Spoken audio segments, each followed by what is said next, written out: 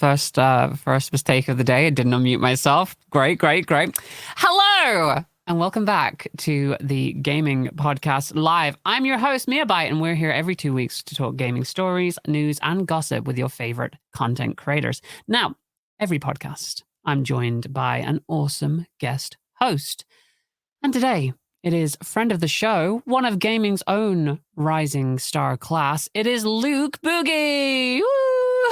Hello. Hello. How are you doing this fine day? Grand. I'm not invited for a wedding. Actually, I was at a wedding last night. I did a lot of traveling today, but I'm feeling really good. I had a grand evening. When you say you had a lot of traveling to do, did you come back like today, this morning? What are we talking on today? I was home roughly about half 2, 3 o'clock. Oh, and you have energy for this? Cool. If I ever go traveling, I'm absolutely wiped. I tell you what, like I always have time for you, Mia. Oh, you absolute sweetheart. Yeah. I'm a little bit under the weather today, so I'm struggling, but we're gonna struggle through it. This is going to be the sick cast. It's going to be the one where Mia loses her voice halfway through. I've already resigned myself to that. So if you hear any coughing and spluttering, yeah, I'm at the acceptance point here, and I'm going to make sure my phone is muted because that's incredibly unprofessional. Let's do that. Okay.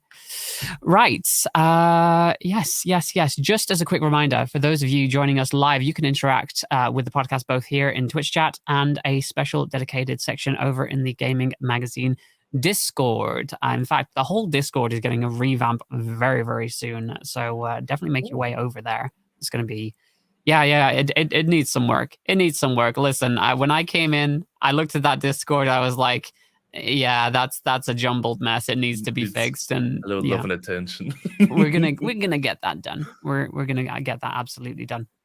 And of course, don't forget you can keep up with all the latest news, features, and everything else at Gaming Magazine by visiting us online at gamingnmag.com. Now, we have a very super special guest this week. Someone I'm quite honored to have on the podcast is somebody that I've personally been following for a very long time. Listened to a bunch of the shows that she is involved in, as well as following her journalistic career. It is none other than the lovely Laura Kate Dale. Is it Magnet Dale or Dale Magnet? It's Magnet Dale is the Magnet Dale surname. I was a big believer that Dale Magnet should work because it's like my wife is now a Dale Magnet, I think. That sounds amazing. Honestly, I would have pushed for that, but yeah, Magnet Dale still works too. How are you doing today? Welcome onto the show. I'm really good. You are getting the last little bit of my voice that will exist before I go scream at rock concerts for a week. So this is the last time I will have anything resembling a good podcast voice, so enjoy it while you can. Wonderful. You said just before the show you were going to see, was it MCR, My Chemical Romance? Yeah, they were my favorite band in my teens, and I've decided to... because they broke up for a decade and came back, I'm like, I'll go see every UK show they do because I don't know when I'll see them again. That's gotta be really cool. Honestly, like one of my favorite bands. It's gonna sound really weird. So growing up, I was surrounded. My dad was like really big into music, and he's actually like a local like karaoke DJ type guy now. But he used to play all kinds of music and was very much into 70s prog rock. So I got very much into the Electric Light Orchestra. Absolutely love that band.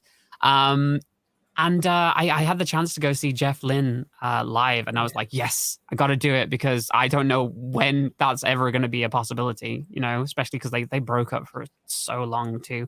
And of course, it wasn't the same, wasn't the original members because unfortunately some of them had passed away, but it was still such an incredible experience. So I'm hoping your MCR experience is going to be absolutely fantastic. I'm sure it will be. But like, yeah, that's the thing sometimes when like a band breaks up for that long, you sort of resign yourself to, I'm never going to get a chance to see him. And I'm like, no, I'm going to grab the opportunity while it's there. Yeah, definitely. I mean, I wasn't alive in the 70s. No matter how old I look here, I wasn't around then. So again, just latching onto those opportunities when you can. Yeah. It's so good to do that. Now, as always, we kick off with the weekly recap. Sorry, that's a cat jumping down for you audio listeners.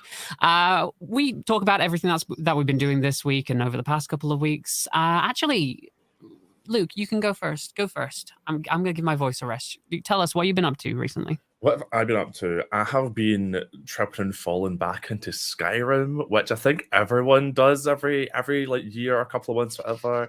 Like jump Skyrim and like, oh, what if I just add 1 or 2 mods? But this one looks nice. And oh, what does this one do? And suddenly I've got like 100 of mods, and it's like, let's mod it till it breaks. So that's what I've been doing with my team the last couple of weeks. Just Skyrim. I like what are we talking here? What level of mod are there? Thomas the Tank Engines flying through the sky? What's going on there? So I can appreciate a good like Thomas the Tank Engine with like Teletubbies and lightsabers and all the other fun stuff, but I like really immersive mods because I'm a big nerd. Like I'm playing this like Khajiit cat boy who like only uses punching, and it's just really satisfying to me about running up to a dragon and just punching it to death as this cat boy. And I personally really enjoyed that. The last time I put mods into Skyrim, it was purely so there would be a wider variety of animals I could have as pets that would follow me around and be my best friend. There's a wide variety of, do you want this animal to be your best friend? Do it. I have a mod called Pets of Skyrim, which is exactly that, where you get them as little animal companions, and I have this little fox. So I this is going to be admission for me. I never finished Skyrim. I'm one of those players. I don't really get into like the big open world games from the developers Bethesda. Yeah, I'm not really into Bethesda games. I never really have been because I get like just like choice paralysis. Like you're out in this big open world, and I know you have a place that you can go, but there's so much to do. I'll do a little bit of it, and then I'll be like, okay, it's too much for me. I got to do something else. But you're saying that there's like little pets that can follow you around. Can you get a turtle to follow you around? No, because there's no turtles in the game. There's no turtles in Skyrim. I keep remind myself it's like, 11 years old? Yeah, you can mod other animals that previously weren't in the game into the game, but a lot of them aren't interactable. Like, I believe there's a mod where you can add ducks, and they're just JPEGs of ducks that hang out on the water. That's such a good idea, though. If I can feed the ducks, I'm down to give it another go. Like if you can like throw food into the water and the JPEGs just like interact with them. I think that might be a little bit too advanced for a mod. Maybe I'm not sure. I agree. I just want a game where I can feed the ducks. Forget Skyrim. That would be I'd find a pond and that would be the rest of the adventure done. Exactly. Yeah, I just want duck pond simulator at this point in my life. That's to be fair. I did VR chat for a very, very limited period of time, and one of the worlds you can go to is literally just a pond with ducks in it, and you can like feed the ducks. I'm like, this is the best experience I've had using VR so far. Just feeding ducks, it's amazing. Is that all you've been up to, by the way, Luke, or have you been just Skyrim? Skyrim, playing about. I've actually found this. So I don't play games like this on stream because I just think they're exciting. But see, to me, they're really good, right? And I found this game called Planet Crafter. My wife has been playing Planet Crafter. I've been catching bits of it on the side. This is the terraforming a planet one. Yes. Yeah. I've not heard of this. This sounds amazing. It seems really nice. It's like fairly new. Like it's very similar. It kind of reminds me of like old Subnautica before it kind of became as big as it is. It's got so much potential. I've never seen a game with this concept do quite well before. It's really interesting. I'm really intrigued by it. Yeah, I've not had a chance to play it myself, but my wife plays a lot of those sort of you need a certain resource to survive so you can explore further to build things, those kind of games. And like this is the most that one has grabbed her in a long time, where she's gone, it's not annoying me, it just feels wonderful and it's very joyful. And I need to give it a look because like it's for someone that plays, like seeing someone that plays a lot of those games be like, this is the good one, tells me everything I need to know. I'm not gonna lie, like at first I was like, we'll try it out, see what happens, but it's got a demo. It's got a demo on Steam. And I was like, okay, I'll get the demo first. And within like 5-10 minutes, I was like, I'm gonna buy the full game now. Like, so it's a really good if you're into those games. How much resource management is there in that game? Because I feel like that's the only thing that holds me back from those type of games is literally just managing resources. It's fairly straightforward. There's not like a huge table of materials. Everything's fairly easy-ish to find if you kind of go explore, you stumble into it, and like the game guides you without kind of making it a bit too easy. Like, you'll see something off in the distance, like me, any kind of open-ish game, I'll see something shiny in the distance, be like, what's that? And then it's my goal to go and find that shiny thing. So there's lots of that in the game, which is really good. That sounds awesome. One of the things that I heard about it that made me like very eager to give it a look is that in these kind of games, I always worry that I'm going to invest resources in the wrong thing and completely lose out when like I either can't get those resources back or I only get a fraction back if I tear down what I've wrongly invested in. And I believe that this gives you all of your resources back with 0 penalty if you break down the thing you've built. So it's very easy to build a thing, and if you change your mind, just have everything back, no problem. That's awesome. I'm sorry. Yeah, very respectful of your time. Yeah, without kind of diving into it too much, but it kind of encourages that once you hit like certain parts of the game where you kind of maybe should consider rebuilding somewhere else that I didn't realize earlier on, but it's really, really interesting. It's a really, really cool game. I don't know how I get on with that. I constantly, that sounds absolutely better for me, because I'm one of those gamers who will play an RPG and just not use any of the items that I pick up. I just have them because I think, I might need them later on, final boss fight. When you get to the final boss fight, well, there might be another phase after this. I don't want to use those elixirs yet, So that sounds great. Not actually losing anything, that's definitely peachy for me. Laura, what have you been up to recently? In terms of things I've been playing one game and one game only for the last 2 weeks now. Vampire Survivors. Oh yes. I've seen this. I actually own it. I got gifted it recently, but and I've seen some gameplay. But it looks like a good time waster. Yeah, it's the thing I've been playing when I'm not on stream, because this is the worst game ever to stream. It does not play well with streaming rates. But it's a game that's about I think it's £2 here in the UK, so it's really cheap. You pick a character and you attack on an automated timer. So the default starting character does a whip to one side, whichever way you're facing, and every X number of seconds it hits the whip.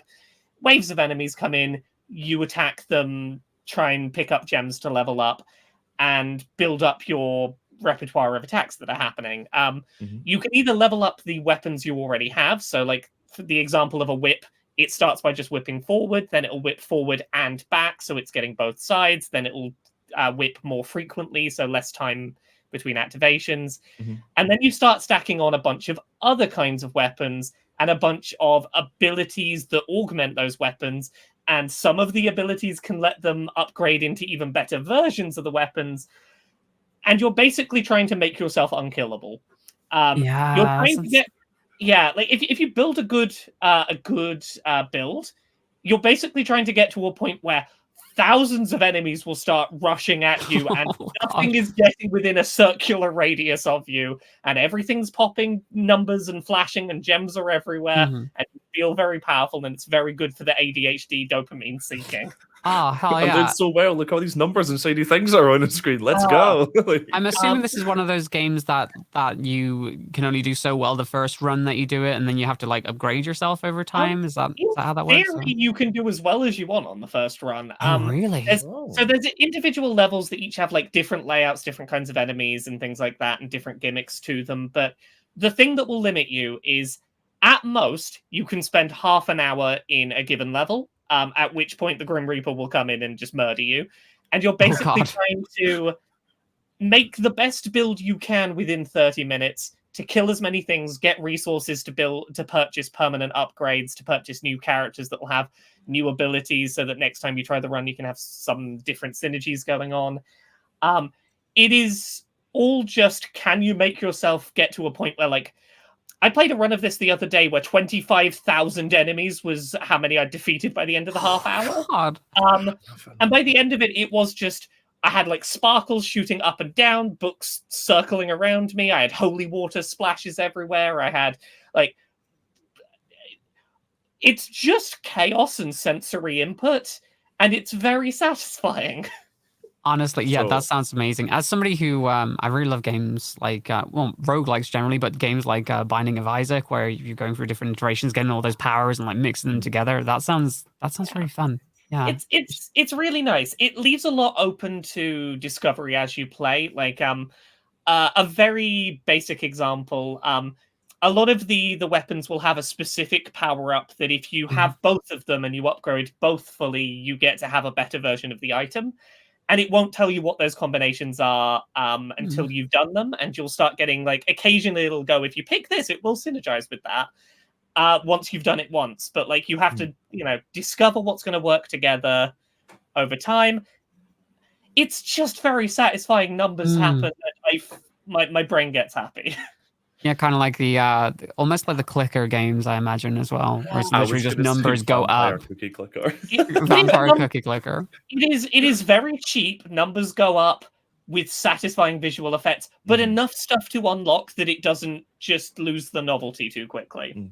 I for a game that I think costs about £2, I can't recommend it highly enough. It's great. Honestly, yeah, I'm surprised, like, because when you look at the game from the outside looking in, it looks like the most cheapest looking game almost imaginable without being some kind of asset flip, because of like the pixel graphics that are even involved. Like, I looked at it, I'm like, really? This is a good game? You're serious about that? I couldn't quite understand exactly how much it was going to get its hooks in me until I started playing and all of the sparkles started flying. I was like, yeah. This game's actually been on my wish list for a bit because I've also heard nothing but good things about this, but I was very like judging the book by its cover, and I'm like, and I think even the Case Explosion as well would like to see a wee bit about this. But it's been on my wish list for a time, and you know what? I think I'll just get it. I think I'll just try and see what happens. It's a really nice one for like if you've got just half an hour at most, and you need to you want to play something that you know won't last too long. It's a really nice little dopamine hit. Is it just on Steam? I believe it's just on Steam at the moment. Unfortunately, that sounds like a perfect Switch game, Like you can just take it. I will acknowledge that like a big part of why I've loved this as much as I have is because I've got the Steam Deck and I've been able to play it in a handheld form factor. How is that, by the way? It's like you can't get them at the moment. So how is that? It is a really nice piece of tech that wants desperately for you to forget that it's a PC. You will keep running up against stuff where it's like, oh yeah, this is PC gaming. You might try and have nice fancy UI that looks like a console. This is a PC. There are going to be games that are marked as perfectly playable without issue, and they then won't boot up when you try and boot them. Oh my god! Okay, it's a PC in all the best and worst ways. I love it for my personal use case of I hate sitting at a computer to play games. Genuinely, if a game's only on Steam, I probably won't play it, even if it's a game I really like. The Steam Deck has made me go, oh yeah, I'll play PC games. Honestly, like I was looking at it and I was considering it because I've gotten very, very much into Fortnite recently now that they've added the no build mode on there, and it's on every platform imaginable, obviously. And I tried playing it on the Switch, and I'm just like, this is unplayable comparatively to the actual like PC version. I can't see anything. And so I was thinking, like, maybe I'll just get the Steam Deck. Very unfortunate name, by the way, for people who are in the streaming sphere. Yes. The number of times I've muddled the Steam Deck and Stream Deck names up is a lot. Yeah, that's. But yeah, so I thought maybe I could use it for Fortnite. Maybe I could use it for some other stuff, because a lot of what I want to do now is when I'm not streaming, I don't want to be at this desk anymore. I want to sit down on a couch.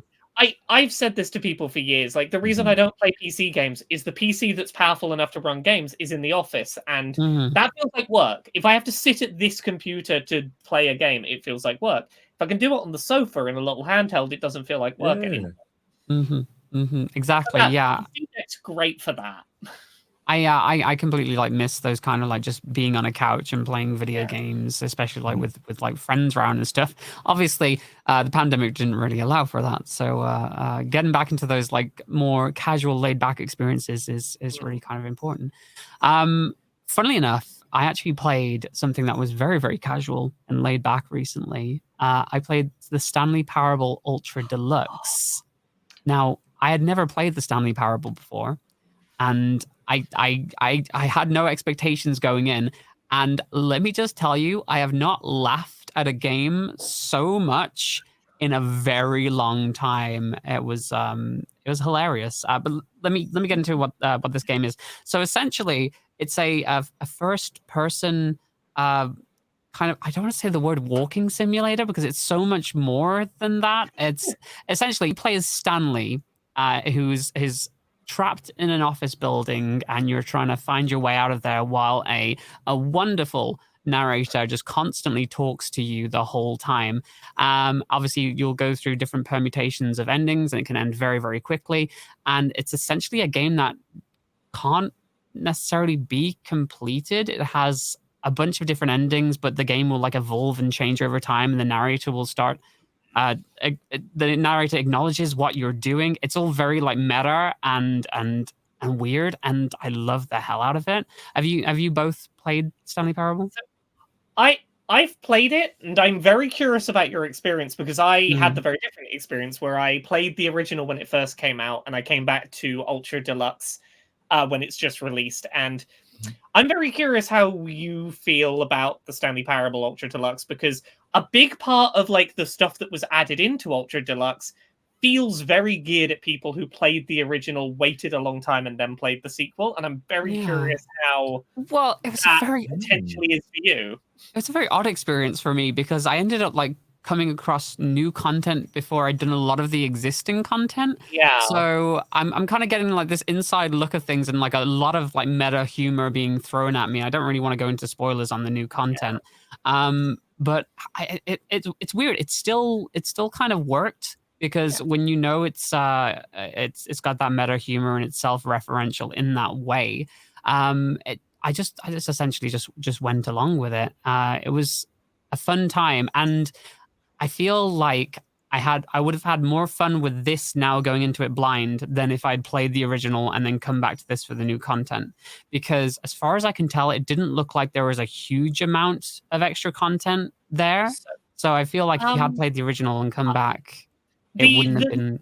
The new stuff adds about the same amount of content as was in the original game, but a lot of that new content is remixed and playing off of existing old content. Like there is about as many new endings added with about as much new dialogue, but it's a very different kind of thing in that it is largely narratives about the fact that you're interacting with the content in a different way rather than new content in the same way the original. It's like the existing content recontextualized in certain situations. Like you're doing the exact same thing I imagine that you would have done in the original game, except it's just giving you different dialogue, which is making it a different experience essentially. And I don't know, I found it incredibly charming. It was just so weird, and it was nice to have like that experience where there are no expectations on me. I could go at my own pace. I could literally just interact with things the way I wanted to. I could scream at Twitch chat and just stop the game if I wanted to, and just scream at them for telling me for backseating me so much. That's the one thing. It can be a real bad game for that. Yeah. Particularly playing it today and not 5-6 years ago. Did you manage to go into this not knowing too much about the premise? I feel like I had seen some stuff about the original. I have this vague recollection of like this thing where you break out of the world and then you're in a white space. I knew about that, but I'd never played the original, and I'm like, I know that's a thing. I don't know how to do it, and I don't know where it is. I did end up doing it, but other than I knew it was like meta, and there were like so many different endings you can get, and I'd also played through the beginner's guide as well, was that the sequel to it? Kind of the same developer. I'm not sure. One of the same people involved, not entirely the same team, but yeah. Yeah, so I kind of had an idea of the kind of experience that I was going into, but I was pretty fresh to it otherwise. Yeah. As someone that came back to this like when the Ultra Deluxe content came out, I know people have felt mixed on it. I really like the new content in Ultra Deluxe. Having now finished it, in that like I don't want to be too spoiler about it. I'm trying to think about the best way to say this. It's very difficult, isn't it? Without it feels like it's very aware of what the original was and about how difficult it is to try and replicate something that is so lightning in a bottle. Yes, and is a very interesting piece of art about how you as a creator respond to your own past works. And I think it's really interesting. I think it's got some interesting stuff to say in amongst the silly nonsense. Oh, definitely. I think it has some amazing things to say about like the games industry and sequels in general as well, and in terms of iterations on games in the same series and how they go about changing those experiences or not changing those experiences.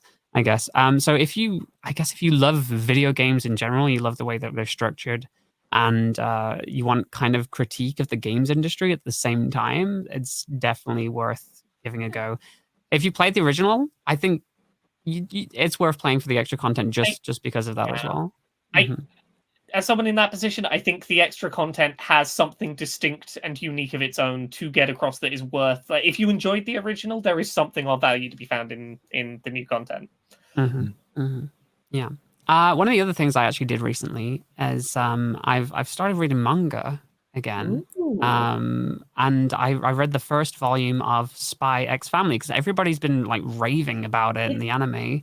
It's popped up out of nowhere this last week. Suddenly everyone's talking about it. Yeah, everybody's talking about it. And it's just like, wow, apparently it's like the best thing since sliced bread. So I'm like, okay, well, you know what? I kind of don't want to watch anime at the moment, so I'm going to buy the manga. And I'm going to jump into it that way because I kind of want that clean experience first before I have any like voices put inside my head.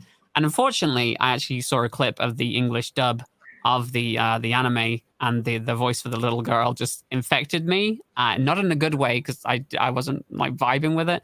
And yeah, anyway, Spy X Family. I've had a lot of fun reading it so far. I've only read the first volume because it's sold out. Volumes 2 and 3 are sold out everywhere, and it's really difficult to get a hold of at the moment. Yeah, it's impossible. Like everywhere that I saw it was sold out. And I was actually in a bookstore a couple of weeks ago, and I saw that they had the entire like released volumes there, and I was like, should I get this?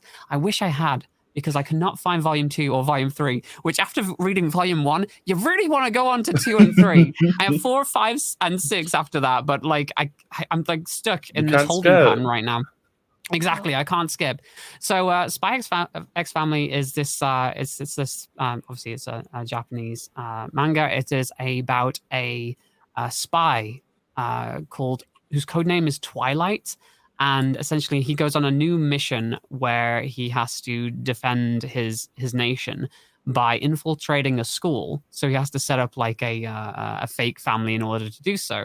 I don't want to spoil too much about it, but he ends up bringing in a little girl who is an orphan and definitely more than she sees, and she's hilarious. She's amazing, and also runs into somebody who can pretend to be his wife, which is beneficial for both of them. But little does he know she's actually an assassin, and she doesn't know that he's a spy. So you have these 3 weird individuals all living under one roof, and it's very comedic. It doesn't take itself too seriously. The main part of the first book that I read was literally just trying to get this little girl who is pretending to be older than she is, so she gets adopted in the first place, to get enrolled at this prestigious school where you have to score a certain test number, and the organizers are like extremely anal about who they let in. They're like, oh, we're only going to let in the best of the best, and a lot of the comedy comes from like the interactions between them. It's very gag heavy, and I've just been really enjoying it so far. It's actually reminded me a bunch of when I used to read Ranma One Half, and just the inherent comedy that was in that series. Obviously, that bit of a weird series aside, but yeah, I've just been really enjoying it so far, and I can see why people are super hyped for it, because there's cuteness there, there's the hot waifu, there's the hot husbando, and just a lot of comedy. So that's been a lot of fun. Luke, would you have you ever gotten into anime in general? So I was manga. just googling some bits and pieces there, right? So I've actually not heard about this before today, and I read the synopsis. And I was like, I'm surprised. Wow. Okay. And I read the synopsis when you sent it across, and I was like, oh, this actually seems pretty good. It's like even like some bits and pieces I've seen before. Like I've just been kind of waiting for, because I used to be like a proper weeb back in my day. Like I used to like watch like a lot of anime or whatever. and I just kind of fell off it because I like see as you get older, you get busier, and I want to sit there and like watch it and read the subtitles, not have it as background noise while checking Twitter like I do with literally everything else. Like, but this actually seems really interesting, so I think I'm gonna try this and see what it's like. Seems like really good fun. There's been a couple of animes recently where I've gone like, yeah, I'll pay attention to something again. I binge watched one on a flight recently, and the first season was fantastic, and I've been recommended to read the manga after this because the anime adaptation isn't great of beyond season 1. What is it called? The Promised Neverland. Oh, is that the one about the orphanage? Yeah. So the deal here is that you've got this orphanage. All of the children very well looked after, very happy. They've got to be adopted by, like, at the very latest, they'll be adopted by the age 13. And one day, one of these kids gets adopted, and their favorite teddy bear gets left behind. And a couple of the kids are like, "Oh, we got to go rush to the gate and make sure that she's got this before she leaves." And they catch a glimpse of this monstrous creature that has like torn apart this kid and consumed them, and it becomes apparent that they are a farm of humans for monsters. And the thing that makes the show really interesting, like, first of all, like, as horrifying as the premise sounds, it's very light on like the horror elements. It uses them very sparingly to be like, here is a little burst of what the fucking stakes are, and then we back down. And it is about a bunch of kids trying to work out, we are children. How do we keep these adults from knowing that we know about this? How do we create a plan where we can get like all of the kids out of here safely, including some who are like 6 months old? How do we transport a bunch of like infants with us to make an escape plan? How do we do an escape without getting caught? And the sort of like, weirdly, the back and forth energy between the kids trying to make their escape plan and the adults trying to work out what's up felt very reminiscent of like something like Death Note from a decade ago. The sort of like, okay, we know that you know, and you know that we know, but nobody's gonna say it. Nobody's gonna like. Yeah. How do we not show our hand as to what's going on? Yeah, kind of keep the tension going. Yeah, that's awesome. The first season is as far as I've watched, and apparently, like, the second season of the anime skips a bunch of the stuff from the manga and comes up with its own ending that isn't good. So I'm going to swap to the manga, but the first season is some of the best, like, dramatic tension TV I've seen in a long time. Like, I was finishing episodes and being like, I need the next one right now. It was good. You describe it a lot better than I would. Literally, what was going through my head then, it's like Abe's Odyssey with child killing. That's literally what was going through my head. Not Abe's Odyssey. Actually, oh god! This actually seems really cool. I think I'm going to add this to my list also. It's a really good one that knows just how much horror or just how much violence to use in very sparing amounts to not let the fact that there are stakes slip away from you. I think I'm always very cautious with anime because I remember getting heavily invested in a show called Dead Man's Wonderland when I was younger, which is essentially like a prison, and these people can use blood powers and whatever. Like, I don't want to get into it too much because it's from years ago, but I thought it was one of the best things I've seen my entire life, and it like was proper cliffhanger ending, and it's like, oh yeah, you'll not get another one of these. That's at the end. We're also not going to write anymore, and I was like. This is why I wait until stuff is finished airing, and then I'm like, right, what are all my anime friends telling me is good, and like, there's a way to enjoy the story well? Cool, I'll try it now. I was so disappointed. So after that heartbreak that I went through, I have to be very cautious with what I go into next. Honestly, there's nothing more frustrating than like an anime adaptation or just a series in general that doesn't have an ending. Like or even waiting like really long time. I started watching RE0, and I got to like the end of season 1, and there was a massive wait for season 2, and now I'm at the end of season 2, and there's this massive. I don't even know if it's coming back again, and that's ridiculous. And my sister showed me this anime. I can't remember what it's called, but it's about this princess that I don't know. She gets betrayed by her own family member, like her cousin or something, like kills her dad. And she has to go out into the world and like find these dragon princes. It's very weird. Find these dragon princes to like help her get her kingdom back and transform her into this dainty little princess to this warrior woman. And we got to the end of the first season, and my sister just tells me after that, "Oh yeah, this was cancelled." And I'm like, You didn't want to tell me that before we got started? Like it's not like I wanted to know. The one of those that I'm still sat waiting for more of is Yuri on Ice, the nice figure skating anime. Yes. It's so good, and I desperately want more, and it's been years. I need my God, good yeah.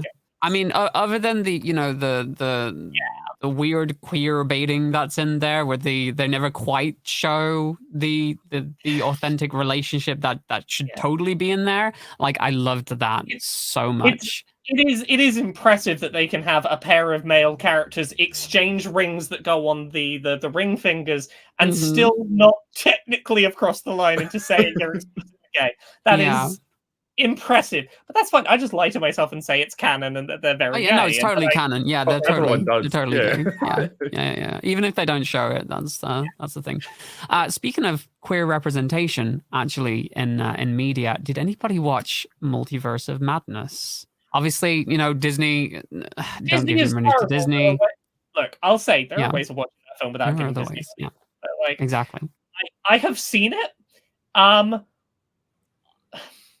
That film came out of nowhere in terms of its tone. Here's all I will say about that film. I was getting a taxi home from seeing that film, and our taxi driver was like, "Oh, what did you see at the cinema?" And I said, there's just seen this." They were like, "Should I take my kids to see it?" I was like, "Oh no, do not take children to see this. No. This is a horrifying time." It's definitely like it's the most Raimi film I think I've ever seen. Spider-Man 3 meets Evil Dead, definitely all up in there. They sure let the creator of the Evil Dead put some Evil Dead into the movie. I will say it went in some very, very weird and unexpected directions without without spoiling anything. And I do definitely think that they did one of the characters dirty in terms of like their character development and where they were when we last left them and where they are now.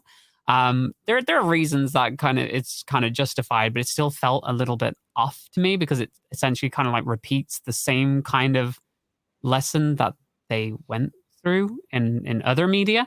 Again, I'm trying not to be specific with it because I don't want to spoil it. This is the TV show piece of media they were involved in. Yeah, exactly. I kind of disagree. I personally feel like that TV show piece of media was a middle stone that made this narrative not feel completely out of the blue. Yeah, and obviously without that, this wouldn't make any sense whatsoever. I feel like largely the takeaway was, I don't know how better to talk about it. I think that one explored one solution to that problem, and this escalated in a different way. I didn't feel definitely. Like it was ready. I mean, it was awesome to watch like some of the visuals in that, and just having like a more horrific Marvel movie, especially with like the mid-film sequences that are there. The way I try and describe this film is, sometimes how when you watch like animated shows for kids and they decide they want to do something horror-y, they have to work within constraints, and you get stuff that is more horrific because they can't be violent. This felt like instead of trying to create horror within the constraints of media for 10-year-olds, this was how horrific can we make this and still technically get a 15 rating? How can we be creative about we can't do blood and gore every second, but we want to make something that is scary and unsettling? I think, to be fair, some of the ideas that are in there are incredibly scarring if you just think about like the visual and it's a lot at times. It's a horror comedy, and once again, I enjoyed a Doctor Strange a lot more for everything that wasn't Doctor Strange in it. Doctor Strange is the least interesting part of his own media. Oh, definitely. Did you see the after credits sequence and was incredibly confused like I was? I had no idea what was going on. I'm not aware of Doctor Strange comics, so like much like every end credit sequence at this point, I have to Google which comics character continued continuity I don't know about. We all do that. We're all guilty of it. I'm like, is this a tie-in to the Eternal? What is going on here? Is this another film franchise that I've already seen and I just can't recognize the character? But no, it's something different, completely different. And I don't know. It seemed It was nice to see a Raimi film. It was nice to see a different take on it. It felt more like a parody of a Marvel movie to me than it did a proper Marvel movie because the tone was so different. But I enjoyed that. Like, I want to see more Marvel films do stuff like this where they play around with definitely. The tone. But I also think that Marvel needs to do a much better job of communicating which films are going to be massive deviations from tone, because they've created what has been like pretty consistently a family-friendly, very boilerplate template thing that, like, I feel like there are going to be parents who take their kids to see this and go, wait, what is this that I've taken my kids to? Like, if you signpost what this is correctly, I think a lot more people would have cared about seeing it. It's like, hey, come watch a Marvel horror comedy. Yeah, that's something we haven't seen before, sure. Yeah, I will say... Sorry, go ahead. Sorry, Mia. Admittedly, I've actually not seen it. I tried to watch it earlier on, and I was like, "Oh, this is not working for me at all." But yeah, it's a 12A, and I've heard many a comment being like, "Here, by the way, this is horrifying. This is a really scary movie." Like, there's stuff in here that's like it's impressive if they'd got it into a 15. To get it into a 12. Oh. Yeah, 12A. So you can, like, a 12-year-old can go like with I think it means under 12s can go if they're with a parent. Yeah. So I don't know if I'd shown a lot of 12-year-olds this without warning. Well, yeah, you definitely want to warn them. Yeah, you want to let them know what they're going to expect. It's just like, have you seen this movie, and this movie? Okay, you're fine to watch it then. If you haven't, no, get to bed, Jimmy. Get to bed right now. You're not watching this. Jimmy. I feel the complete inverse about this compared to the first Doctor Strange, because the first Doctor Strange, entirely I was watching for the visuals. I did not care about the story in any way, shape, or form. The sequel, the appeal of the, like, oh, we're going to really lean into the kaleidoscopic visuals, they really backed down on that. They did, didn't they? Yeah. I did care about the characters infinitely more because there was a lot of characters that weren't Doctor Strange. Definitely. I will say some of the effects were a little bit hit or miss in the film too. There's a specific effect with Doctor Strange that appears sort of like in the latter third of the movie, and it just looks like an Instagram filter. It just looks like a Snapchat filter just popped on top of the... Again, I don't want to spoil it, but it just wasn't quite there. It didn't deliver any of the things I thought I wanted out of a Doctor Strange film, and yet I had a confused and shocked good time with it. Yeah, I will say the premise went in a completely different direction to what I was expecting too, because they leaned so heavily on the Spider-Man kind of like connections with the marketing, being like, oh, you've messed with the multiverse in this way, so now this is going to happen as a result, and it went in a completely different direction, and was advertised, and I think it's probably better for it. But honestly, yeah, I love being surprised by things, and maybe there's some people out there that'll get annoyed by that. But it's really nice that the trailers didn't really spoil anything, like anything major. Obviously, you see visuals, but they didn't like. I mean, there was one or two things in there that's okay. Let's say in the trailer you see like an undead Strange, right? I wish they hadn't shown me that. Because then, as soon as that had been set up, trailers that had that in, I managed to avoid that. It was like prominently in one of the trailers, like towards the end of it, like with the whole like cloak and everything made up of darkness. So I'll say this: if you find a way to watch this without spoiling Disney, and you start watching it, and you're like, I'm not feeling it. The first third really isn't particularly strong. It's the latter 2/3, it sort of works out what it wants to be. Like the first third is very treading water Marvel film. The second third is like, oh, we're gonna pull the rug out a little bit, and the third act is like, oh, this is not a Marvel third act. What are you doing? This is great. Like it gets better after it stops trying to be a Marvel film. Yes, totally, definitely. That, though, because it does kind of you go into it like you said, like kind of cookie cutter boilerplate Marvel movie. It does kind of give the audience a bit of oh, this is a nice change. It's definitely a nice change of pace. It's nice to see like a confirmed queer character on screen too, even if it's through the form of a singular pride pin on their jacket. There's also gay parents that disappear into the nothing. Yeah. About 12 seconds. See, here's some lesbians. Okay, they're gone now. Yeah. I'm just happy to know that the Progress Pride for Pin has picked up in popularity all across the multiverse. Like everyone's gotten on board with that we're using the Progress Pride flag now. Exactly. It's nice to know that that's a multiversal thing that exists across universes. There's no deviations on that, even though some things in other universes are completely I'm not spoiling anything, but completely backwards. But it's nice to know that Pride stays no matter what. So yeah. That's fun. That's fun. Right. So it is time for a section we like to call bite-sized news, which is exactly what it sounds like. We're going to go over everything gaming in the news recently.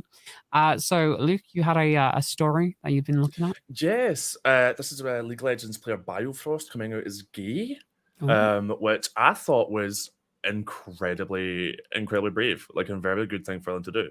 Like, they are a professional League of Legends player in an industry that is aggressive, for lack of a better word, for anyone who is diverse or minority.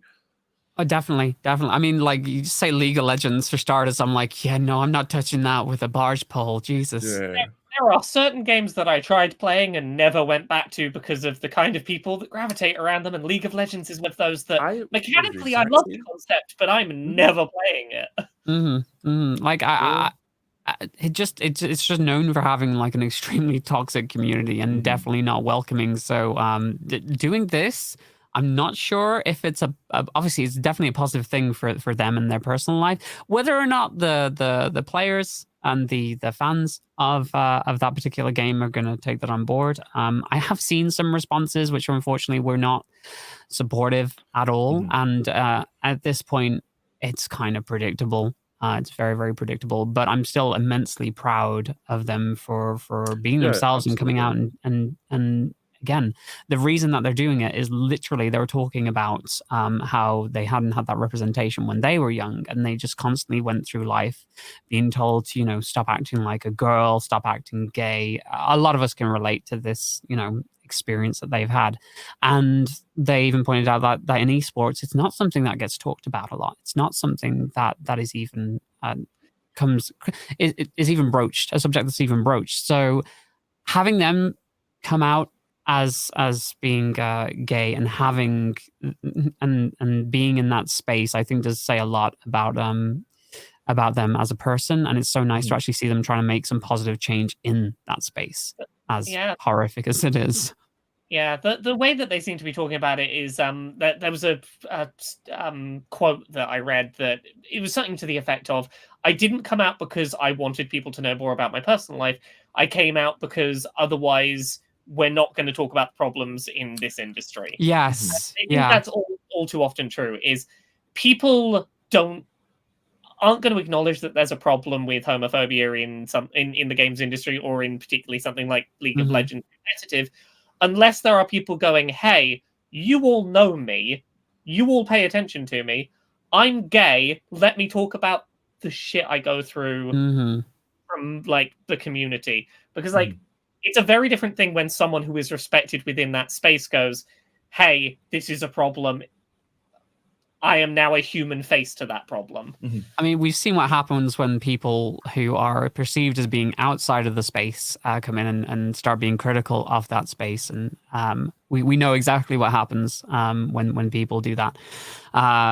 Just the amount of vile hate that gets thrown their way is awful. So honestly, this is the best case scenario for League of Legends, really. If you're going to have somebody to tell you that your space is wrong, you want it to be someone who exists within there and have already proven themselves. Has the experience in there as well. Yeah, despite the uphill battle that there's going to be of getting that message heard, I think that there is a better chance that people who watch competitive League of Legends will listen to a pro player that they are emotionally engaged in than they will someone from the outside who seems like an outsider who's coming in to criticize their interest. It's a lot to be not defensive when the call is coming from inside the house. Yeah. Well, you'd hope so. Like, I don't know. The thing that frustrates me is this whole idea of with games like that of trash talk, of like it doesn't mean anything, that you can get away with saying like the most horrendous shit under the sun because like everybody does it and it's just been normalized within that space. Not justification at all though. Like we've all been in those lobbies. I read the disgusting vile things. I'm like, on the other end of the screen, there's a real life human being that you are talking to. It's incredibly effective for people that are within that space. Well, I remember I stopped playing Overwatch just in general because I think I was like speaking within just a match, and the amount of like vile like hate that came my way from my own teammates. It's like, yeah, maybe I just don't interact with online competitive games in voice anymore, and I just leave that part out of the experience now just because it's not worth going through, putting yourself through that, and the fact that people justify that is, I don't know. It's I don't know what kind of mindset. It has to be just them just not wanting things to change, right? Just being able to do whatever they want without actually being accountable for anything. Surely. I think at least part of it is it's one of the main remaining. It's one of the last bastions where there is a community that has decided that's okay. Yeah. And if you have those kind of thoughts and things that you want to say without critique, there are very few places as good as online competitive gaming to do it and have no one call you out. Yeah. Very, very true. It is.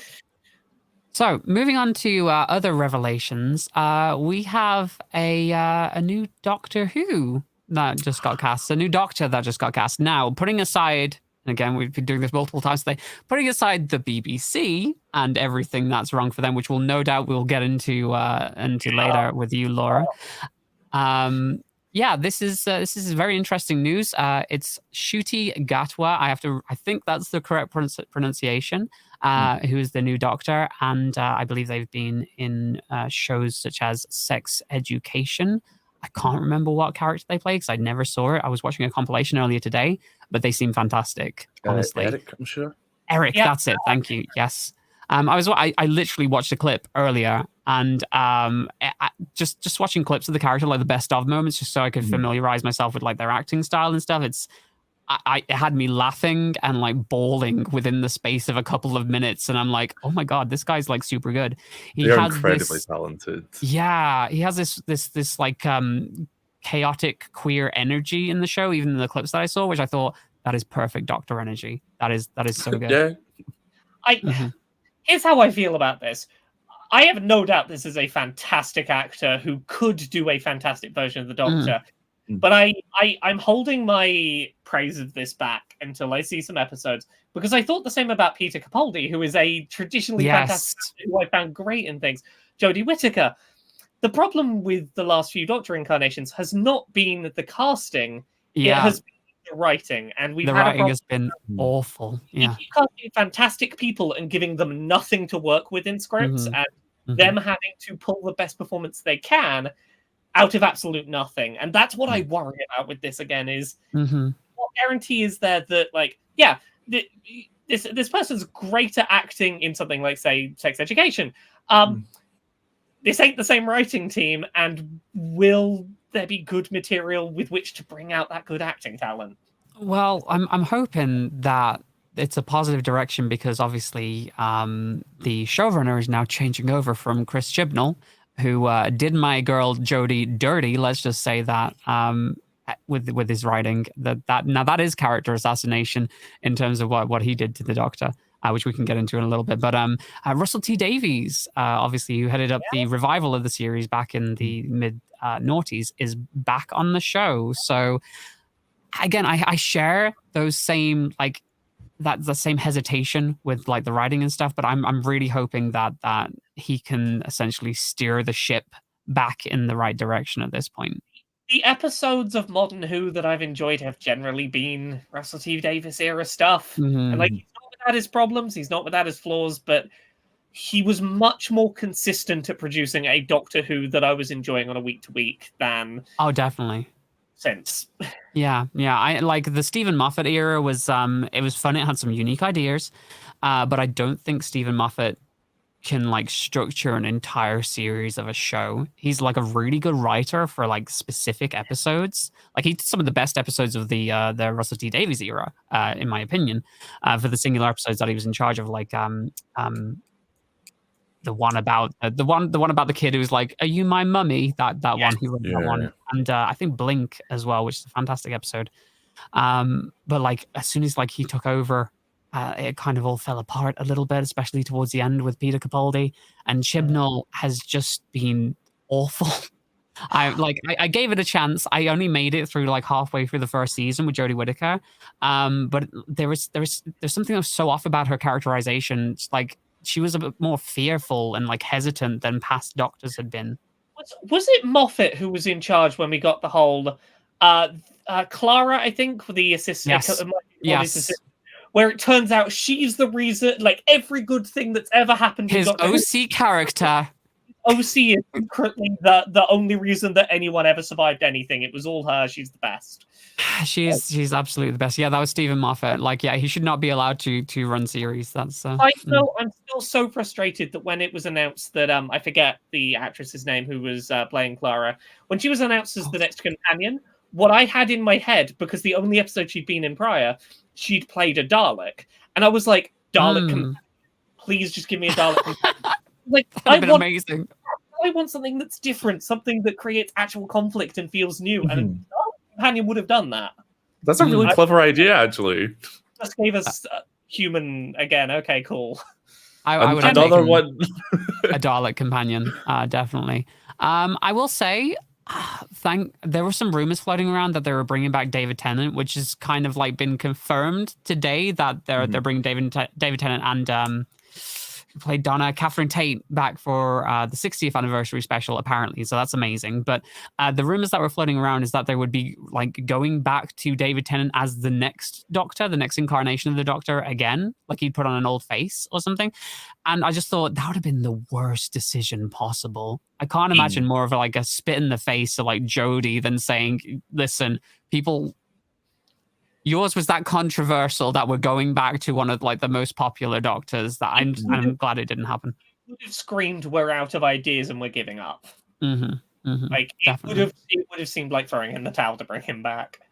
Oh, definitely. I will say though, with this new actor that's taking the role, Shudi, obviously you have your typical reaction from people on Twitter and across the web, people screaming woke and like it's all like to score political points. And at this point, I just feel like if somebody is screaming woke to a black actor being cast in a role now, it's pretty on the nose of what they're actually saying. You know, it's like just say what you mean.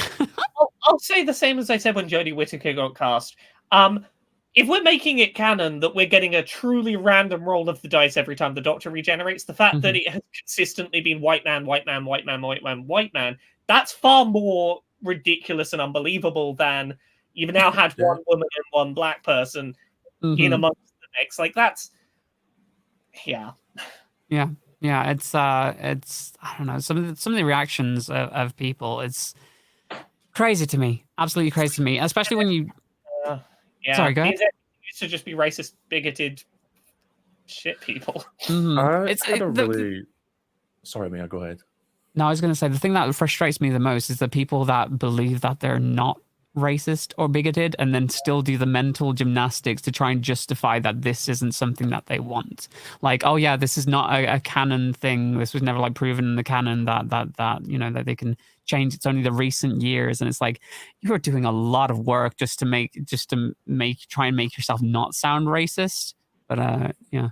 I would like to talk about, like, I read an article by my friend David Chipaku on the Metro, and his perspective was really lovely because he's like a huge fan of Doctor Who, and seeing like another black person play a Doctor, that's like a whole generation of black kids who get to see themselves on TV, like traveling about space and time, and I think that's like a really lovely and like joyful experience for them. So that's the kind of thing I'm focusing on. Whenever I do see these kind of like horrific comments, and let's see, at the end of the day, like you're gonna see like so many more happy black kids than I'm gonna see grumpy old red-faced men. So yes, like, definitely. Yeah. It's nice to know that that's literally one of the things they said. Like, Shuri watched it when they were young, and they're like doing this role now for the kids that are going to be growing up and watching it. And I think Russell T Davies like echoed that too. Is like he watched it growing up. Now he's working on it. He's doing the same thing for people now who are watching it when they're kids and will eventually be working on the show in the future, which is really great to see. And the whole idea of like, yeah, this was done for woke casting just doesn't really hold water, because apparently they already had somebody in mind cast. They did all their auditions, and like Shuri was the last audition that actually walked in on the day and blew them out of the water. That's what then they decided to cast him, which is good. Yeah. Yeah, I think it'll also bring in like a brand new set of audiences, like because they've done like Shuri's done so well outside of something very different from your typical kind of BBC like drama. Like it's Netflix crowd. It's like, I think it's like a different crowd. Like I like Doctor Who. I'm not like a huge fan. Like I'll keep up with them, but I'm really invested in this now. I really like this actor, and I think there's a lot of other people who are like me who are having that experience, who know Doctor Who exists, think, oh, it's all right, and they're like, oh, actually, let me give this another shot. I understand what you're saying. It's still not going to make me get the license fee, but I understand what you're saying. no one should. Right, look, you had another story for us, didn't you? This one's interesting. I did. Oh, we have I know what's coming. This Activision released a blog talking about the representation in video games they develop, the Blizzard Diversity Tool, in quotation, a leap forward for inclusion in gaming. Oh, wonderful.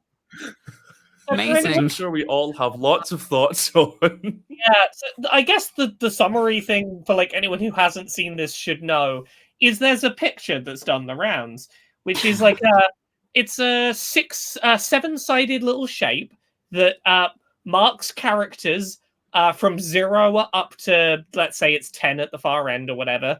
It ranks them on culture, ethnicity, age, ability, body type, gender identity, and sexual orientation as binary sliders that you can be more or less diverse in. And some of those you stop and look at and go, what? Activision Blizzard, what is, for example, how do you rank which ethnicities are more diverse than others? How do you rank which sexual orientations are more diverse than others? Is being lesbian more diverse than being gay, for example? Like, how do you decide what gets more points on the slider?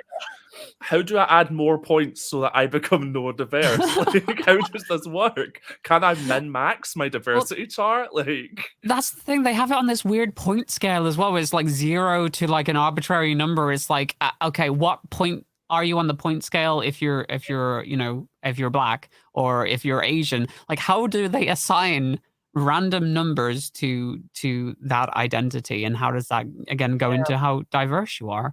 It doesn't make a lot of sense. And as the thing that stood out to me reading through Activision Blizzard's post about this is they acknowledge the biggest problem with a tool like this in their own post without realizing they've done it, where they acknowledge the fact that this tool will need updating over time because it's made by human beings who will have biases that will need to be worked on. The whole point of the tool is to try and eradicate biases, but they point out the problem. Algorithms contain bias. Programs, things contain biases. There is no information in their blog post on what was the diversity background of the group that worked on this. What was the exactly? I was literally about to say, what are the chances that it's made by a group of white guys? I think we know the group that worked on it. Yeah. I think one of the major problems with this so far is that this seems to be their solution to diversity rather than, actually hiring diverse, developers and creators and putting them on their team and actually having those lived experiences influencing the characters that are being created. It's trying to boil down diversity into something measurable, something that can be put on a graph that can be measured. And I understand why businesses would want to do that, because there is a reassurance in the idea of objectivity and the comfort that comes from the idea of, if we make a character that scores X on the diversity scale, no one can tell us we didn't make a diverse character and we can't get in trouble. But that's not how intersectionality works in the real world. It doesn't take into account so many factors, and like, it's yeah.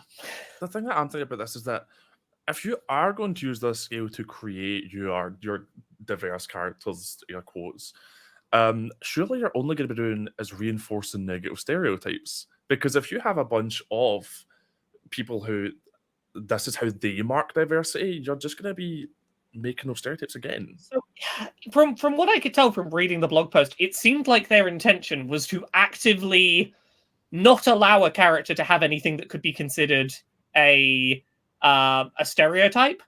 So, like, you would be docked points if you had a character that was of an ethnic background that scored high, but a financial background that scored low. Oh, that's a stereotype. We've got to change one of them. Like, it seemed like that was a thing that they were trying to avoid with it. And it's like, it's very...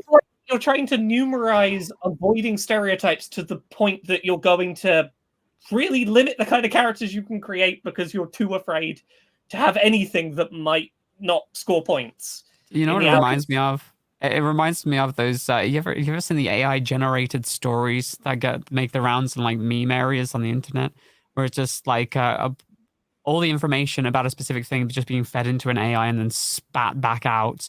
And so you've got like an X-Men movie where this is Magneto, strongest X-Men. I hate you. We shouldn't be friends. I want to kill all the humans. And it just like comes across a little bit like that. It's a very Black Mirror, you know.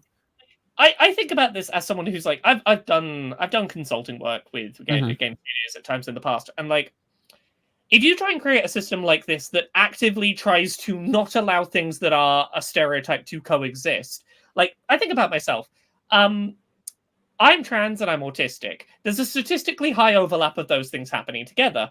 Is that a stereotype that your algorithm should avoid? Or is it a thing that happens and coexists and should be represented? Like, there's so much middle ground for nuanced discussion of, is this if you make your character like this, is that good representation, or is that you falling into a trope?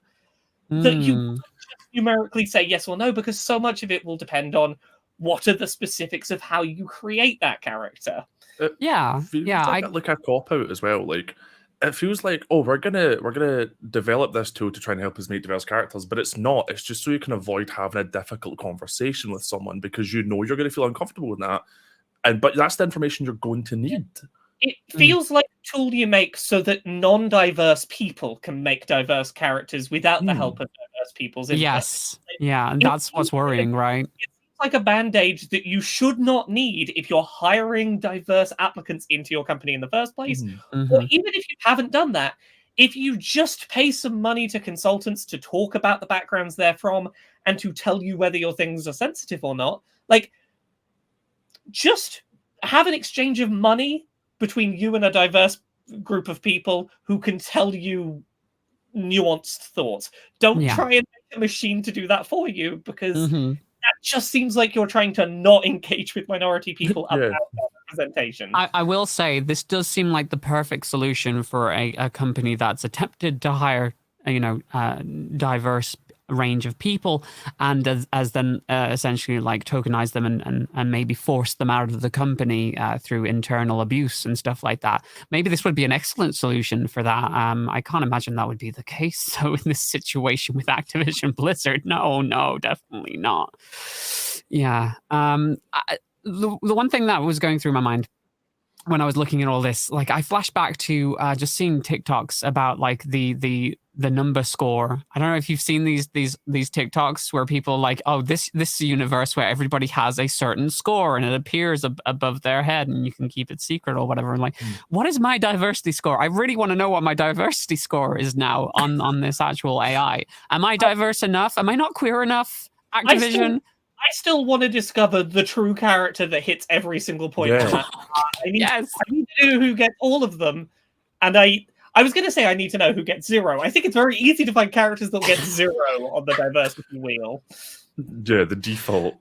I think the only one I found that's easy to gauge is age. Because I'm looking at like the Torbjorn, like I was just like, oh, that's like an old man, right? So age is like 1 to, I'm assuming 0 to 100. So I can figure out that. And at that point, we can build the perfect diverse character. Wouldn't that reduce my ability? Like, Yeah. Ability, I think, is disability, but they don't want to say disability. Oh, okay. I'm pretty sure ability on there is how not disabled or disabled are they? Because Torbjorn's got a prosthetic arm and his is quite high. I don't know where else disability would go on that chart. I think they've been afraid to use the word disability. That's bad. Oh, right? Yes. Because I don't know where else it goes. Obviously they've given high points to the person who has a robot arm, which robot eye, which to me says he's missing an arm and an eye. So you scored him high on disability. Yeah. Obviously, this is as the way this has come across. It's been a PR disaster for them. Reportedly, everybody hates this. I was going on to obviously, people who are more progressive kind of hate this. I've been reading articles which absolutely hate this, and also I went and I randomly clicked on a Nazman Gold video, and he absolutely hates it too, but for very different reasons. It's not gone over well with anybody, and I really think that should send a message to Activision Blizzard that they should pull their heads out of their butts and actually just sort out their internal culture and speak to real people. As I said, as someone that's done consulting work, you can't use a spreadsheet like this to make categories and say a character is working well from a diversity perspective.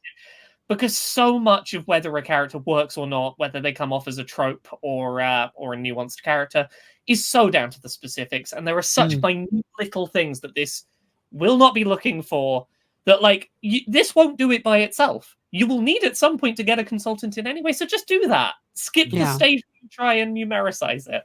Yeah.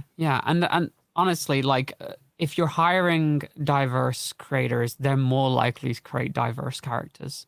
I mean, it's not a one-to-one ratio, obviously, but if you've had those experiences and you want to turn them into a character and put them down or put onto the page or into a video game, it's likely that you're going to get more interesting, diverse characters which actually have substance and a backstory.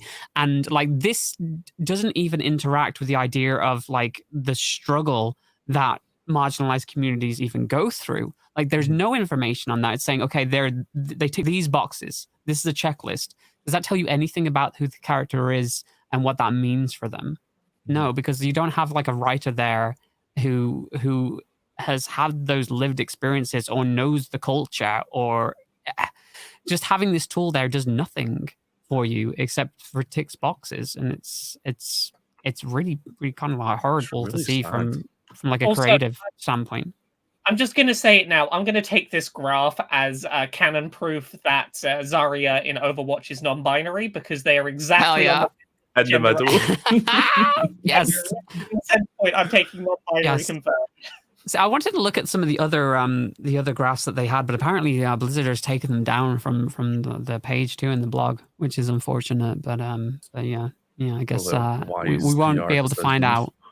I'm trying to understand the gender identity one still, because I'm pretty sure what they intended is they've given a point for woman, and I'm assuming, because that seems to be halfway down the graph. So if this is an accurate graph, there's only one other point on the graph, which I'm assuming is you've got man at the center, woman is trans, everything else, I guess. Yeah, you've got man, woman. Wait, unless women's in the middle, and then anything past that, a more marginalized gender.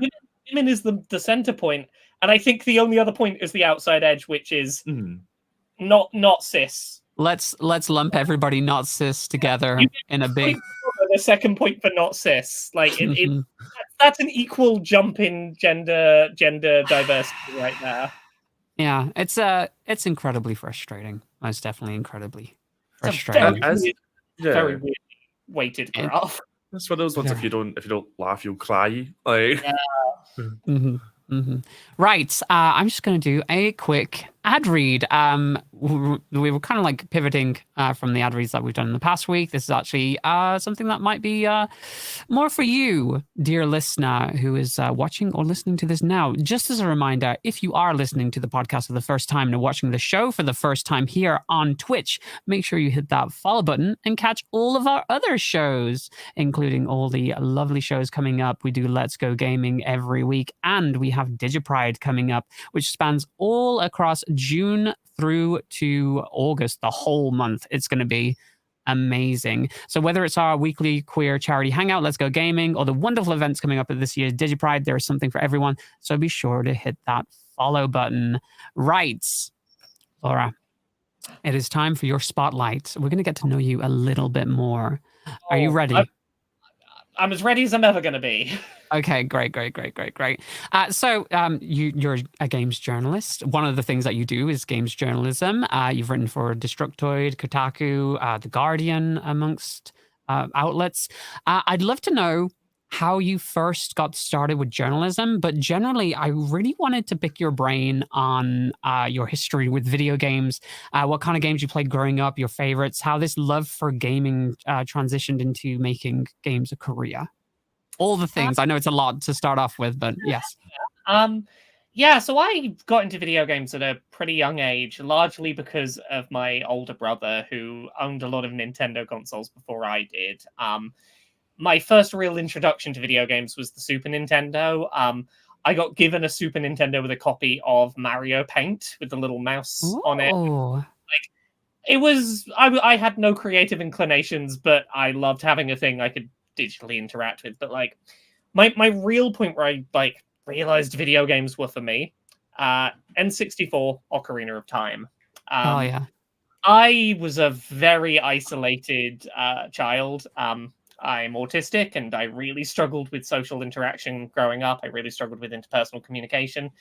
And Ocarina of Time was the first time I really found video games as an escape and a space where I could feel like I was going off on big, grand adventures that I couldn't really do in real life. There was something comforting about replaying the same game over and over and having the interactions with people were always the same. They were very predictable. They followed a very reasonable script. But I got to go on this big, grand adventure and feel important. And as someone that was very isolated, there was something very strong about that feeling of, I don't need anyone else. I can go out and make a difference and go do big things. And that was very, very significant for me. The other early thing that got me really into video games was the Pokemon games. And hell yeah. Yeah, I can relate to that. My introduction to Pokemon came from an emulator for PC that had a broken ROM of Pokemon Red that couldn't get past Viridian Forest. And I spent so many hours over-leveling my Pokemon in Viridian Forest, far beyond the point where they wouldn't obey me because I didn't have the first gym badge, and I just kept going because there was something really enjoyable about randomized collection and filling in my little Pokedex and having my filled in collection and watching numbers go up and memorizing what levels things happened and when Pokemon would evolve, when they learn new moves. It really did something for the obsessive statistics learning portion of autism brain. And I begged my mum for a Game Boy for Christmas and got a copy of Pokemon Red and then a copy of Pokemon Yellow and put hundreds upon hundreds upon hundreds of hours into playing those games. I was very lucky in that I started playing Pokemon right around the time that it was hitting its big cultural peak. And it was it was a social safety net topic for me as a kid that didn't know how to talk to other people. I knew a lot of statistical information about games that were popular, and other kids my age were happy to talk to me because I could answer questions about when Pokemon evolved and where items were hidden and things like that. And it gave me an excuse to be socially relevant and a topic that I could talk about, and I knew it wouldn't annoy people. That's awesome. Video games is a way to connect to others. It was my first real experience of knowing a lot about a topic, not being a detriment and being something I could connect with other people over. And I played video games all throughout my life, but I think that experience is the one that made me want to eventually, talk about video games on the internet, was this realization of, I have a brain that loves to just sponge up information about video games and to think about them constantly and to have a lot of information stored up here.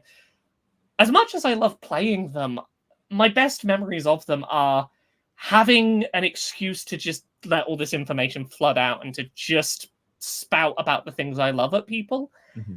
And I love the conversations around games, if anything, more than actually playing the games. Playing games is something that allows me to have conversations about games with people. And it's why I really enjoyed listening to gaming podcasts before I got into this industry. I just loved people having conversations about games.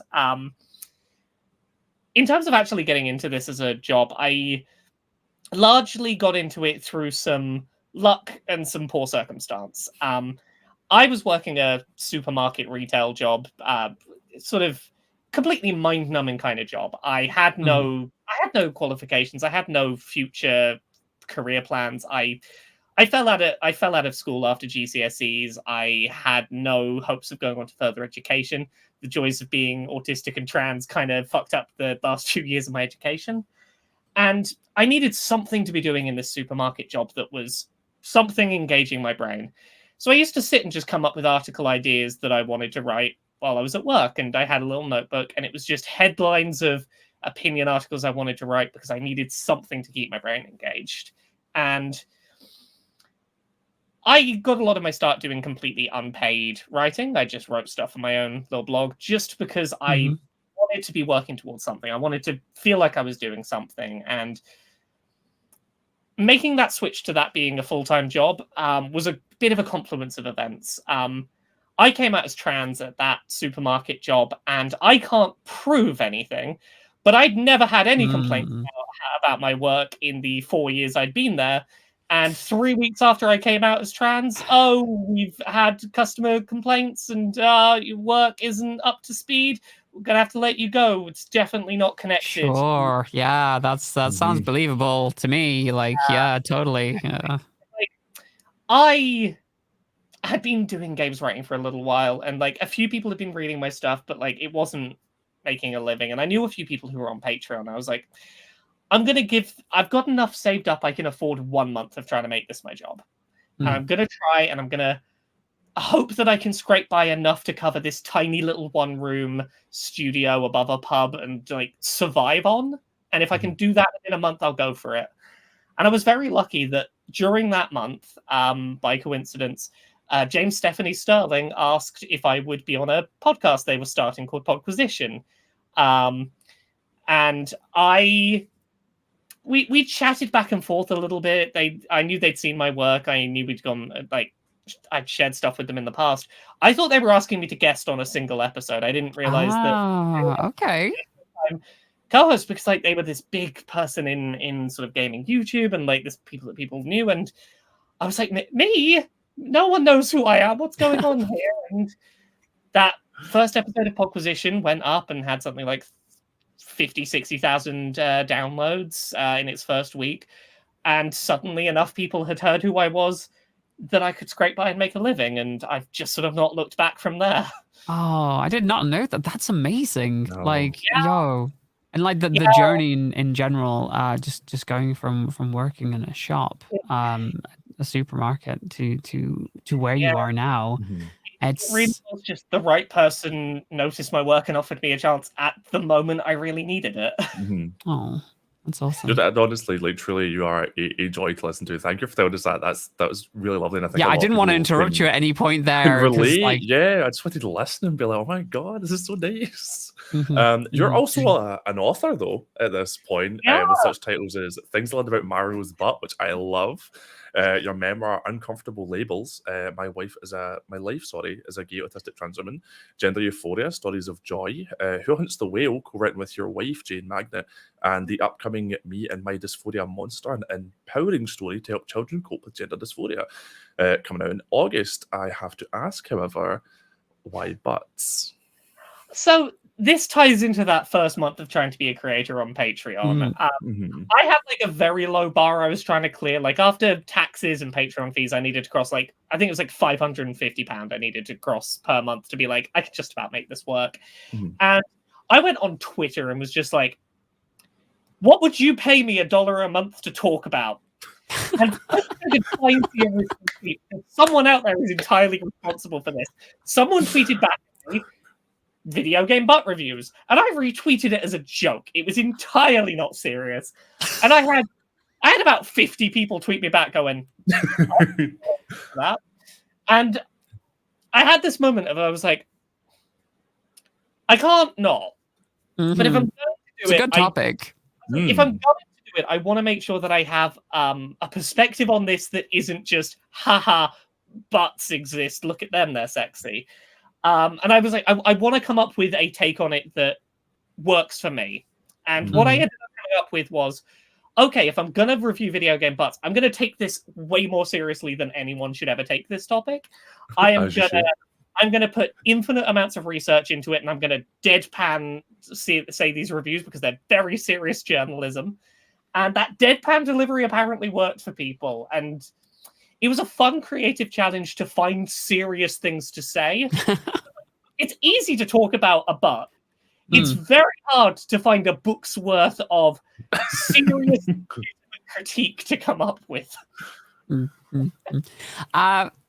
Honestly, I commend you for being able to get so much out of the topic. But on a more serious note, I'd love to know what your experience as an author has been like for you. Your process, any takeaways or pointers you can give to the rest of us. I am an awful writer, so I will take everything at this point. Like, how's the experience been from again just starting your writing and working on your upcoming book? In terms of books, writing books has been a bit of a challenge for me, and it's something that it's only really now I have a lot of hindsight that I sort of understand what I found difficult about initially starting to write books. I have ADHD, and I didn't get diagnosed or medicated until about a year ago. And I look back on a lot of my early book writing work, and I recognize that structurally I wrote books that I could write within the limitations of how my brain's ability to function worked. If you look at something like Things I Learned from Mario's Butt, one of the earlier books I did, it is a full-length, 70,000 word book, but it is a book that is made up entirely of 300 word at most little chunks of text. It is a book that I came up with a bullet-pointed list of characters, and I never had to focus on more than a couple of paragraphs at a time before I could just let my scatterbrain jump to a different topic it found more interesting. And I could just piece enough small things together that it made a book. The same for Gender Euphoria. That is an anthology collection that is largely made up of relatively shorter essays. Most of my essays in the book are about 2,000 words each, because I recognized my struggles with focus and that I worked best on small compartmentalized things of a certain length, and stacking them together worked for me. Can I just say, just to interrupt you for a second, it's so nice to have a book which focuses on the positives of the trans experience as well, and I commend you for putting that out into the world. One of the reasons I bought the book as well for that exact reason, because I think a lot of transness, a lot of what people focus on is the dysphoria and the negatives of it, and that's one thing that I really loved was the joy of the euphoria from it.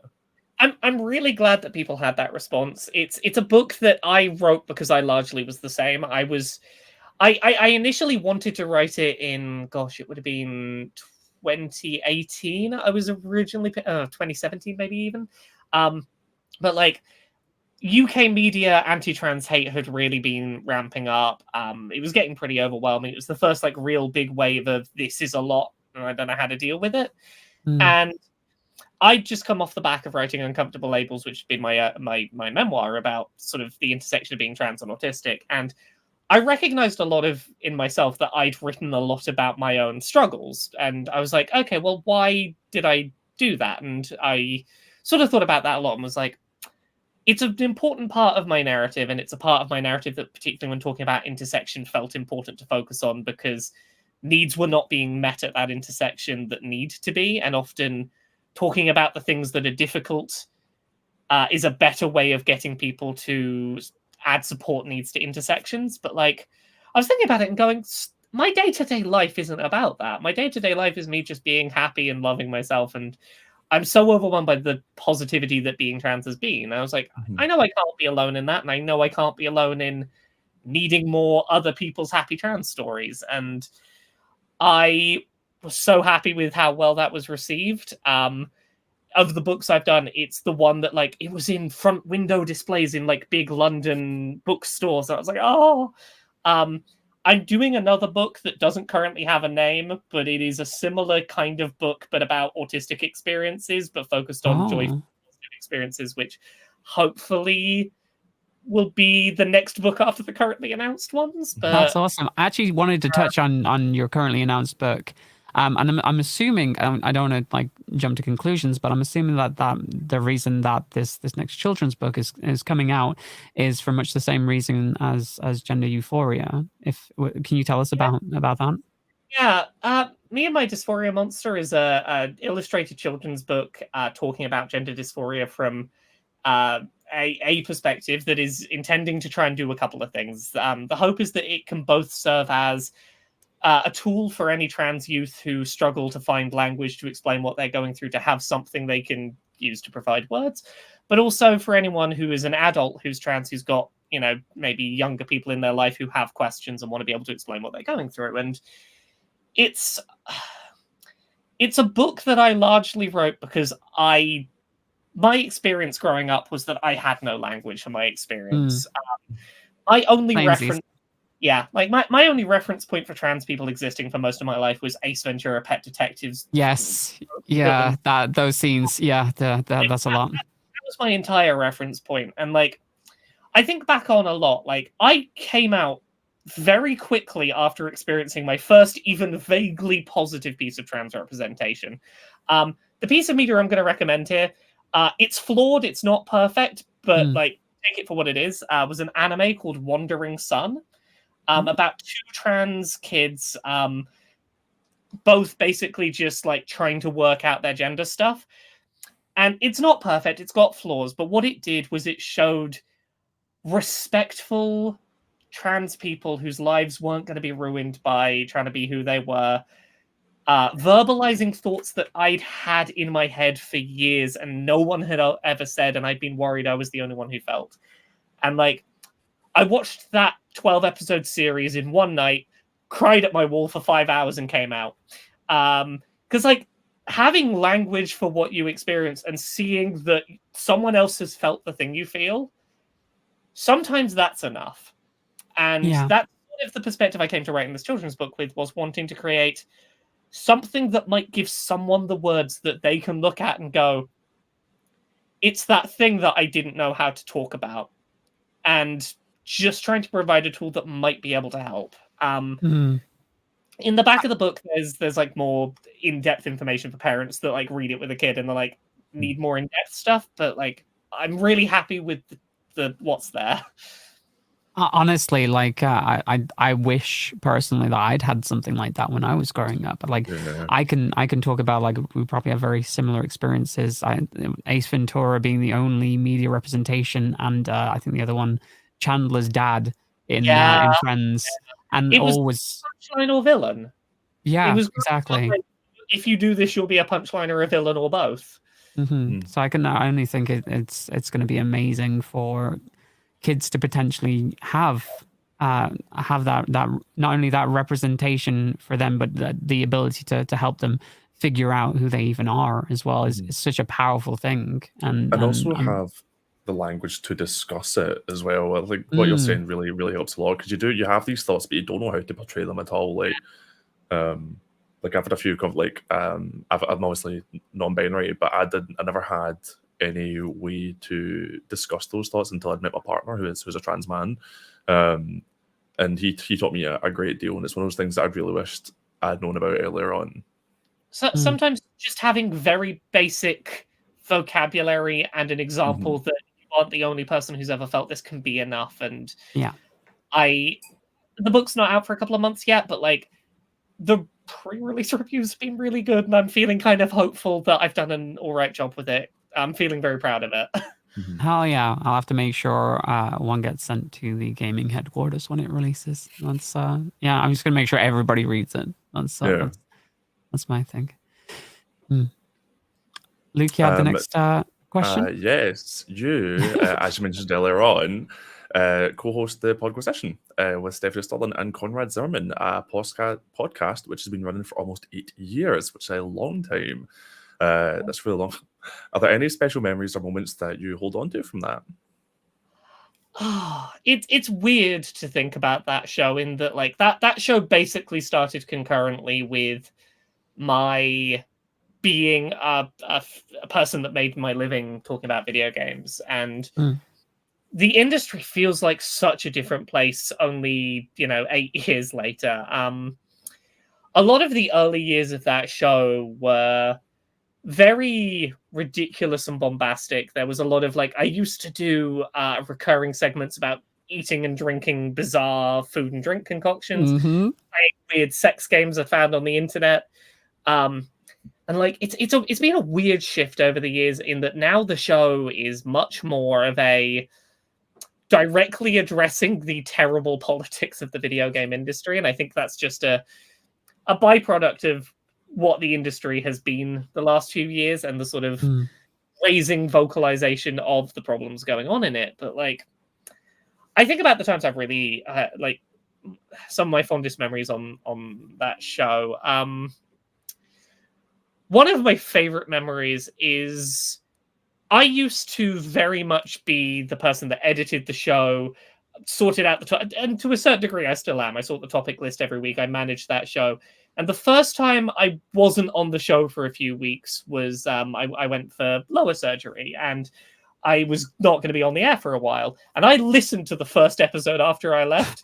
It sounded like it'd been recorded on 2 tin cans with a string between. And I had a little moment of, oh, bless them. I don't know what they're doing. That was kind of endearing. And I came back and was like, okay, don't worry, I'm here. I'm gonna fix everything. I'm gonna wrangle you. Children.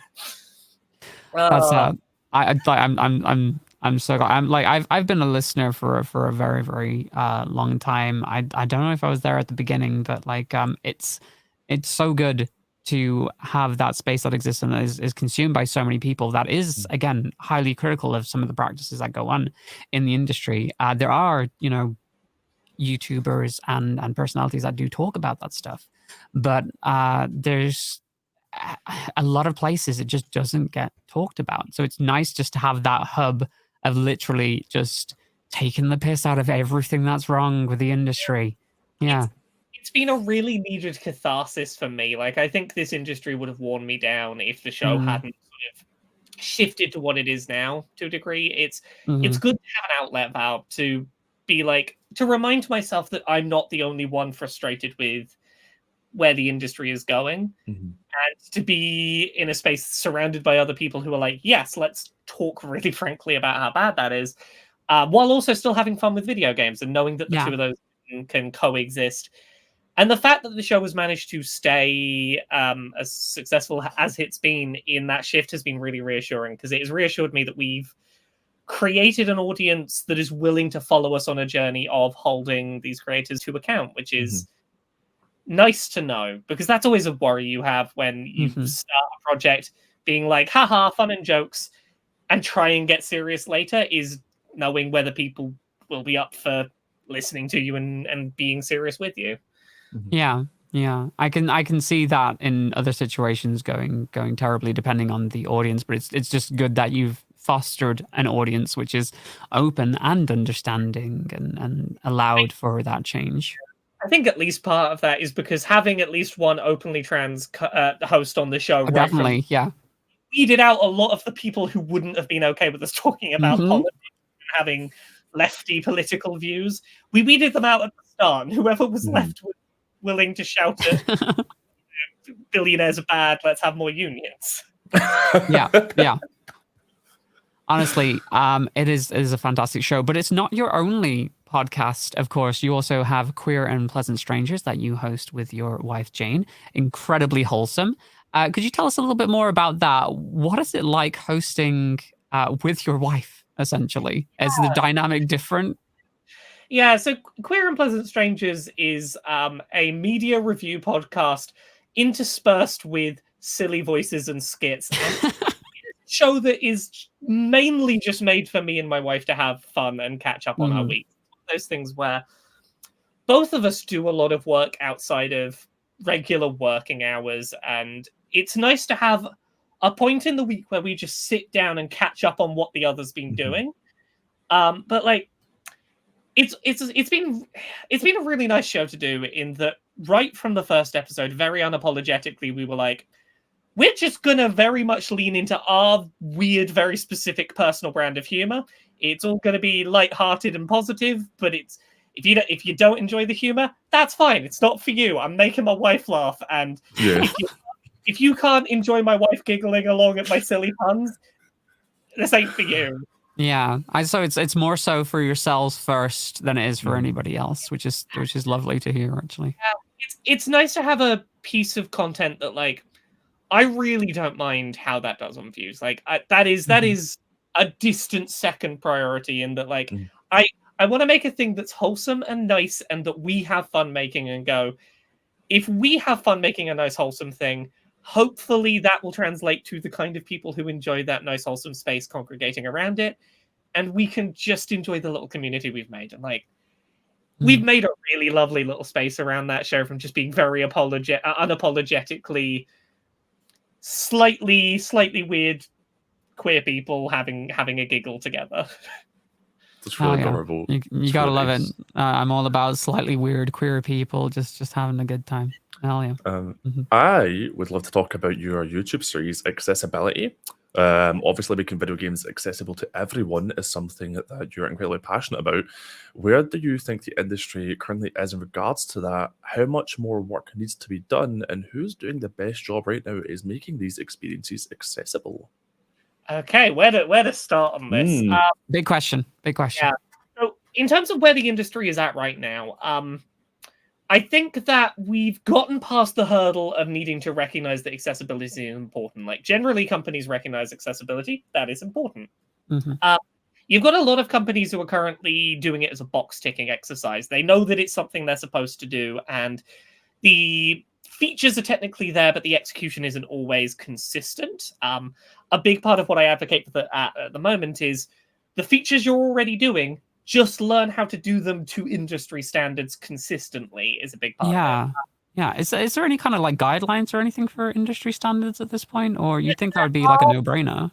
There are, and there are things that we're working through, trying to get standards and talk about the things that should be standards, but it's a slow learning process getting developers there. A lot of like the big headlines around accessibility are about games that do their big flashy things, and like, granted, some of these games really do deserve praise for what they've achieved.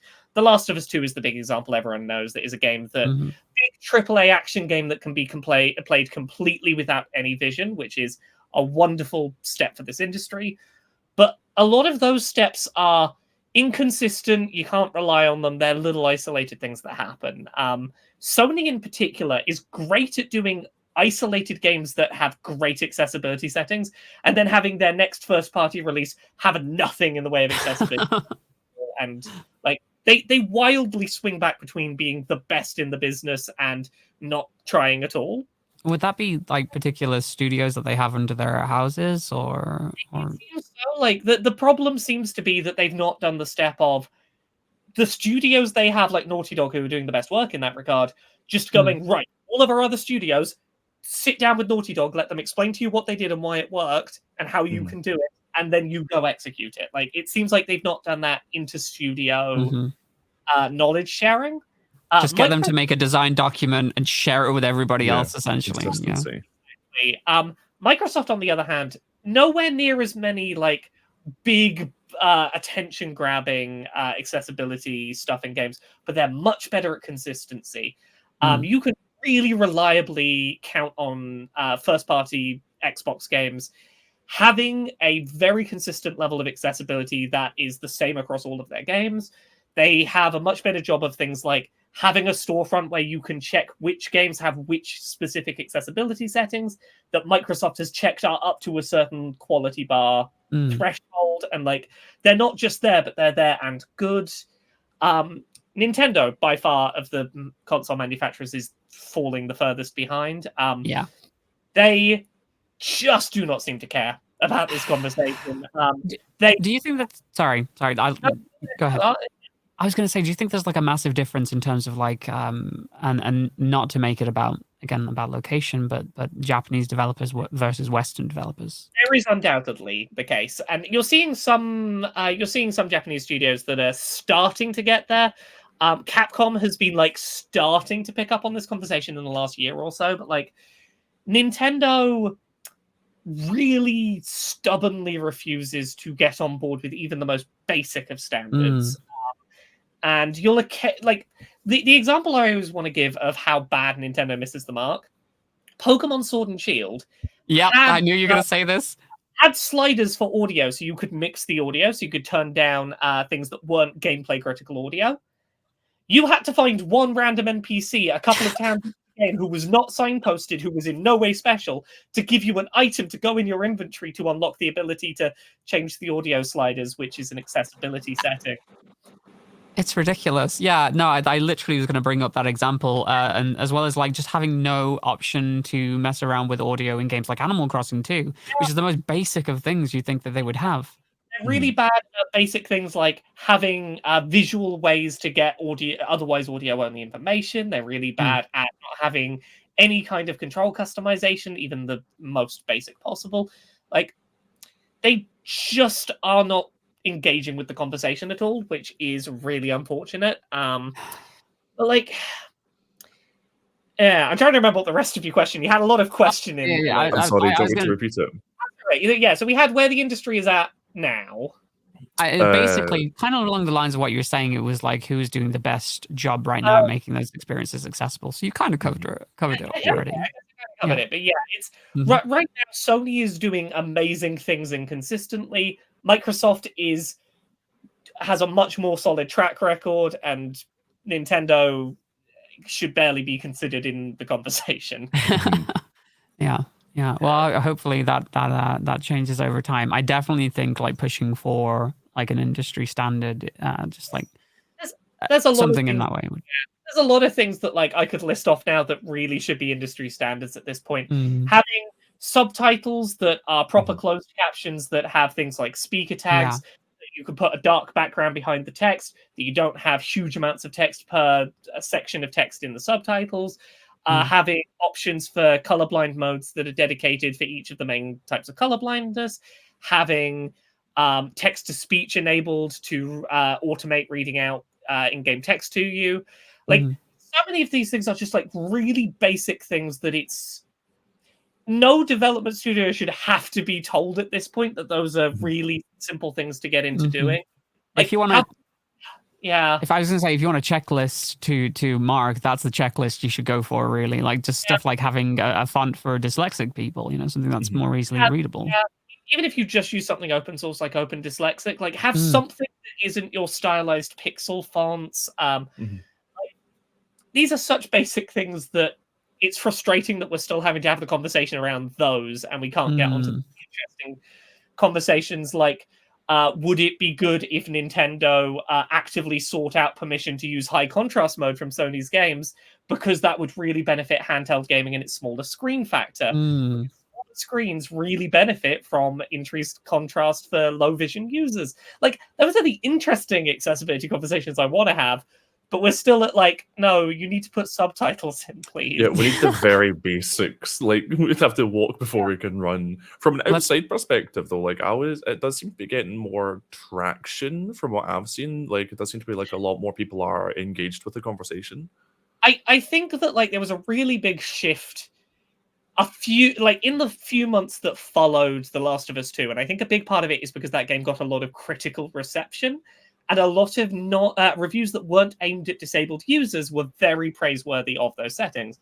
And it made a lot of developers suddenly aware of, oh, this could be financially profitable and something that we can get good reputation for doing. And whether that's why it happened or not, it led to a lot of developers starting to go, we should put accessibility stuff in so that we can announce we've done it and get a good headline. And I don't care if that's why they do it. As long as they do, right? Yeah, as long as it's done. Whatever reasoning you need, and generally, I think that's a really good sign. Like, we've started to get to a point where, like, IGN will now run accessibility reviews sometimes. I'm like, That's great. We never would have seen that like 3 years ago. That's wonderful news. Hell yeah. Right, just to pivot the conversation slightly. Obviously, you're not just an icon in the gaming industry, but you're also an activist. You've helped organize and have spoken at several protests via Trans Activism UK, be it protesting against the BBC's biased coverage when it comes to discussing trans people and trans issues, as well as the government's ludicrous decisions to leave trans people out of conversion therapy bans for some insane reason. First off, I wanted to say thank you. Obviously, it's very important that trans voices are heard, but it's usually relegated to online spaces. So having real, like, tangible people occupying a space has so much more of an impact for, like, the everyday person. Like, because we're so isolated online a lot of the time. For the normal person on the street, like, nobody's gonna like interact with that conversation. So. Yeah. That's so great to see. And I wanted to ask what lit the spark for you to get directly involved and how trans activism came about. So I knew I needed to do something for a while.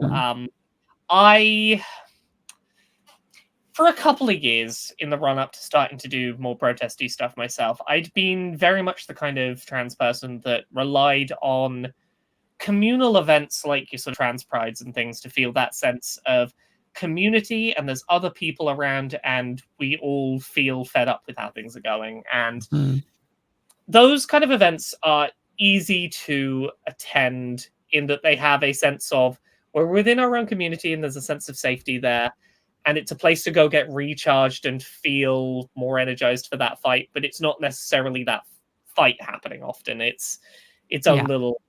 And much the same as the pandemic really lit a fire under me to write Gender Euphoria, it also really lit a fire under me to do more shouty activism in a year where anti-trans rhetoric was really stepping up in intensity, combined with the knowledge I wasn't going to have those sort of positive community events as something I could rely on to feel better and feel like stuff was okay. I knew I needed other things, and part of that was Gender Euphoria, part of that was finding an outlet to focus on positivity, but part of it was I need to do something that is more in your face and more aggressively getting something done. And I wouldn't have been able to do that myself. I don't think I'd have had the impetus to start, but one of Trans Activism UK's founders, Felix, had done some prior protest work before and had been looking for people to help work on protests. And I was like, perfect. You know what you're doing and how we do a protest and not screw that up. You know the logistics. I have anger and fury I need to point somewhere. Can I help? And it basically was just, I needed an outlet to shout, and that was in front of me as an option. This seems like an amazing outlet, to be fair. Like, again, so much of what now is feeling like our voices are going out into the darkness a lot of the time and just not being heard. So again, I commend you for starting it. We did mention the BBC thing before. Did you want to go into more about that? Because obviously that you literally protested outside of the BBC headquarters. The BBC was fun. Yes, I won't go too deep into the specifics, but there was an article in October of 2021 that was released by the BBC that was published by someone who had known anti-trans biases, that surveyed an anti-trans hate group with a tiny little sample size survey, and it basically stopped legally shy of saying that all trans women are rapists. But yes.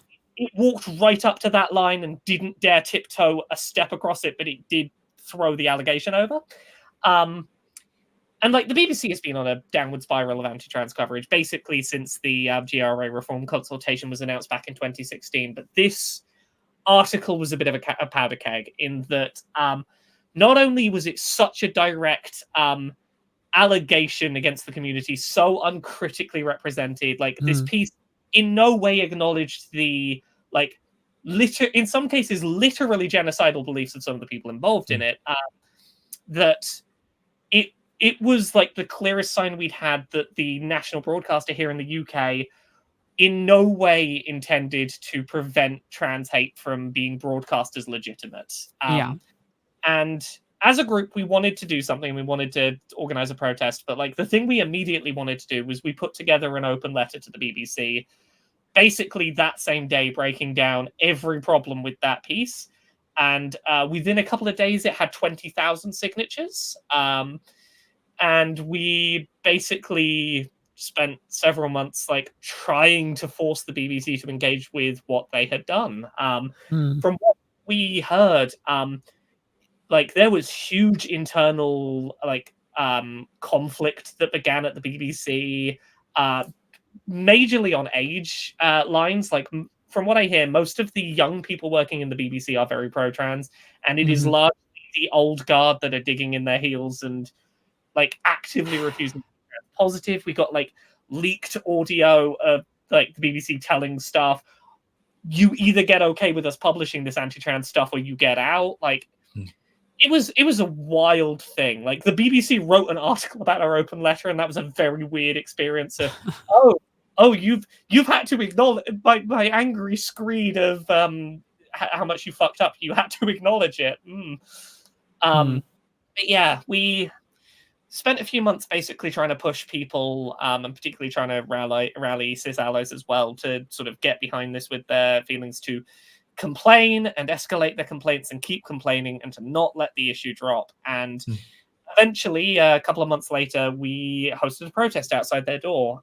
We had the worst possible weather we could have had. It was like absolute torrential rain, but we still had hundreds of trans people outside those doors. We set up a stage and some speakers, and we just had a good shout outside their front door. And I remember listening to your speech at the time. It was very, very inspiring, especially about like they've used you so often in the past to just speak on so many things in terms of in BBC shows and on the news and things like that. But the idea that they're not featuring like trans voices in any of the conversations now is just, it's so gut wrenching. And like the power that you brought across when you were talking about you'll never do anything with them again. Very impactful. It's frustrating. It's one of those things where like I don't know how much tangible impact that protest had or will have in terms of like actually changing anything going on inside that building. But if nothing else, it meant that a lot of people in that crowd could feel like they were being heard and could feel like they weren't being ignored. And at the very least, there had to be like, considering the amount of security outside those doors and the amount of barricades they put up, someone inside that building got real scared about trans voices coming and being loud. And there is something empowering about knowing, even if we made you shut yourself inside your castle scared for a day. And there's something to. Definitely. It's always fun to make the cis bigots terrified. Something you should be very proud of. Absolutely, it's incredible. I would like to talk about trans joy, however, because last year you got married to your partner Jane, and you did it in a very unique way. Would you be so kind as to share that story with us? Yeah. So our wedding happened very spontaneously. We had about 2 weeks' notice.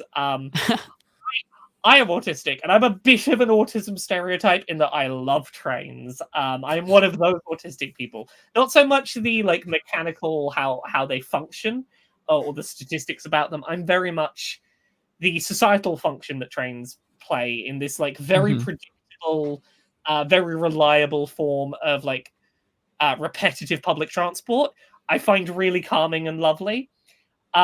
And there was a competition on Twitter run by a train company, Avanti West Coast, who were just like, would you like to get married on a train? We'll pay for your wedding. We'll pay for all the wedding things.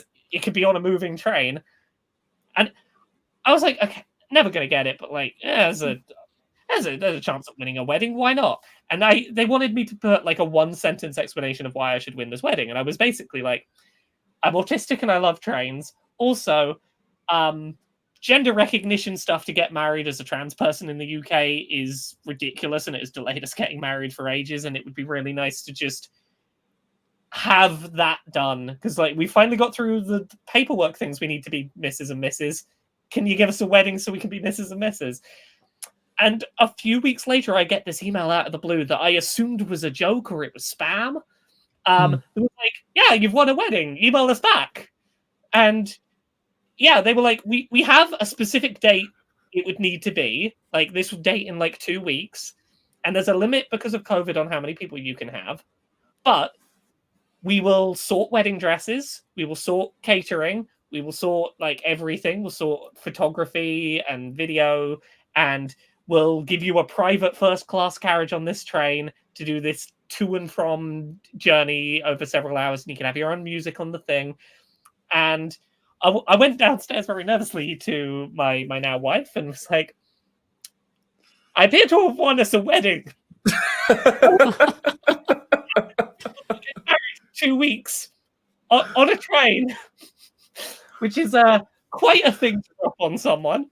But once the initial 2 weeks is a very short time to plan a wedding, we went, okay, screw it, let's do it. And I got to wear a very nice, very fancy wedding dress. And I do have a picture, actually. It's going to be terrible for the audio listeners, but there's a picture of the article that was written in the Evening Standard about it right here. And it looks like you had a fantastic time. How did the actual day go for you?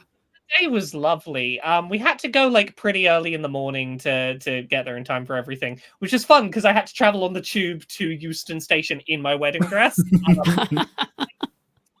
We had like the first class, like the first class lounge at the train station just for us, and we had a nice little reception with like a little photo booth and champagne, and then we got taken on one of the little luggage buggies at the train station, but they'd done it up as like a thing with a bunch of like gay colours and rainbows all over it. Got to go on a little drive that involved going through the secret back areas of the train station that no one. That sounds amazing. That's cool.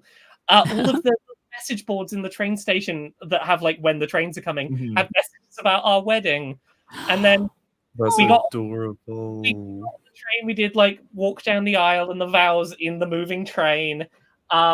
Did our first dance on a moving train, which is difficult when you have low coordination at the best of times.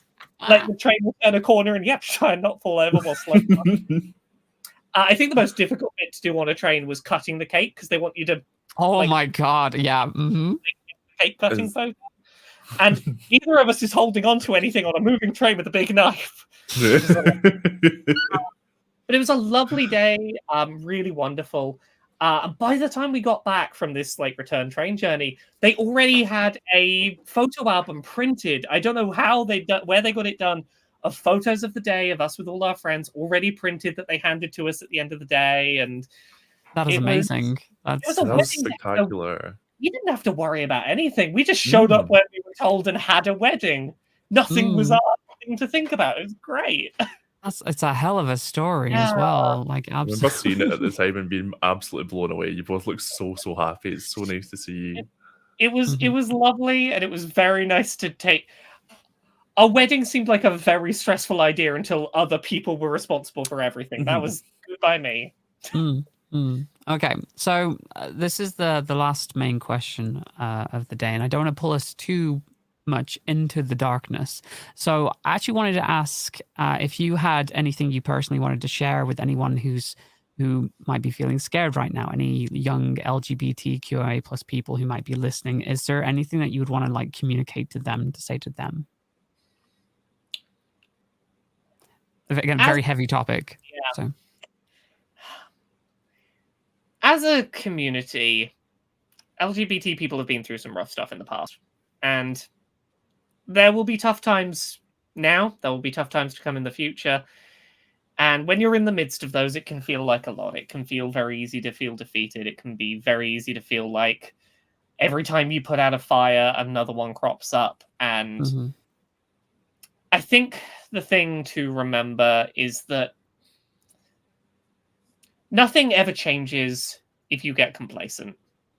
And as tough as it can be sometimes, every societal change that has come before this one has come from people who have felt just as tired as you, finding that little bit of extra and going, you know what, fuck it, I'm going to keep fighting.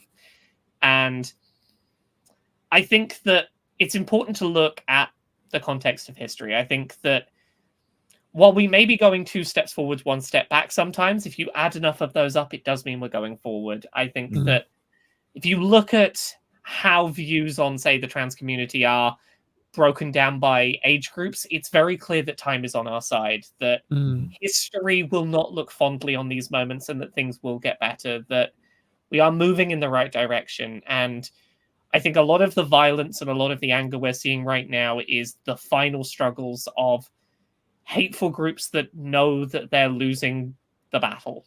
I think that if they thought they were winning, if they thought that this was a battle they were going to win, they wouldn't need to be nearly so aggressive about it. They could rest their morals. The fact that they are so aggressively trying is because they know they're on the losing side of this. And every battle that feels tough, it's okay for it to feel tough, but just keep fighting the good fight because we're getting there. And we'll get there. Yeah. Yeah. That's incredibly heartening to hear. Now, perfect wording.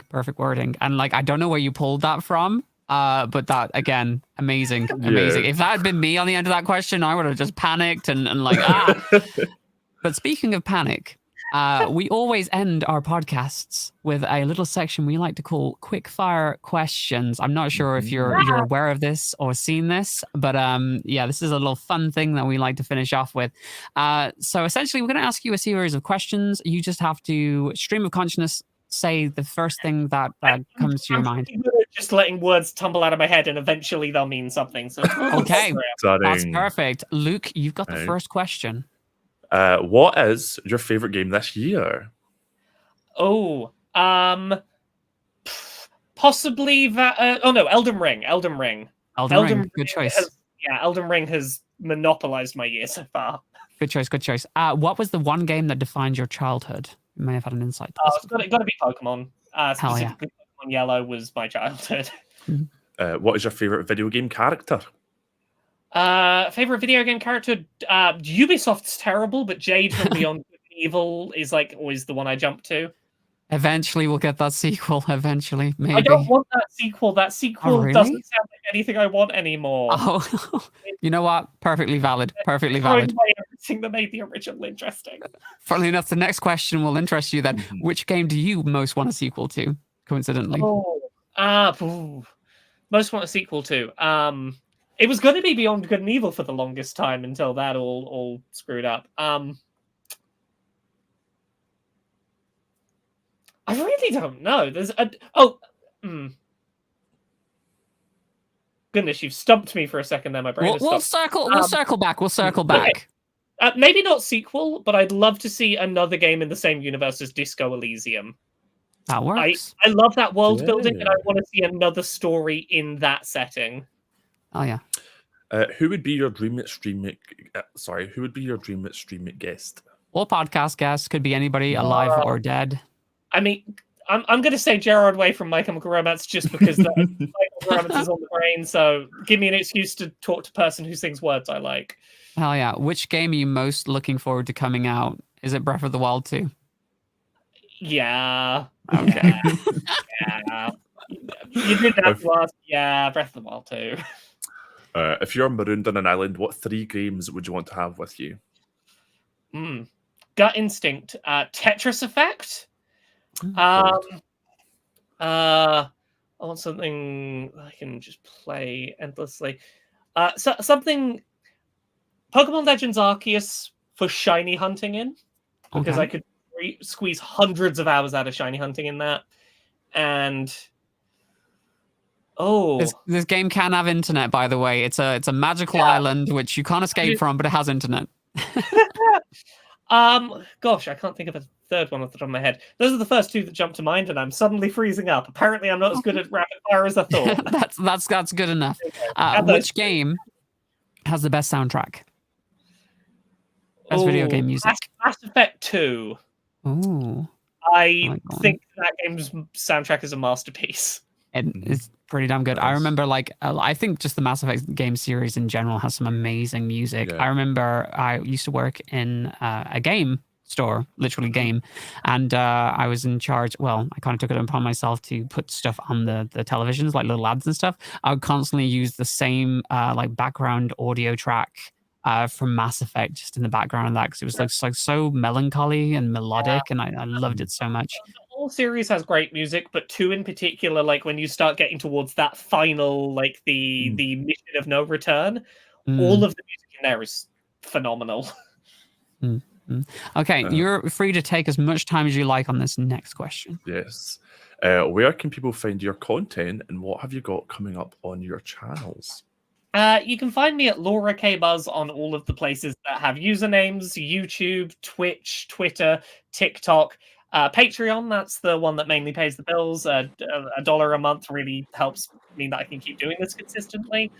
I do a bunch of podcasts. Podquisition we mentioned earlier, Queer and Pleasant Strangers. Dice Funk is a Dungeons and Dragons real play podcast. Each season's its own self-contained story. I'm on seasons 3, 4, 5, 6, 7, and 8. Other than that, we mentioned a bunch of my books earlier.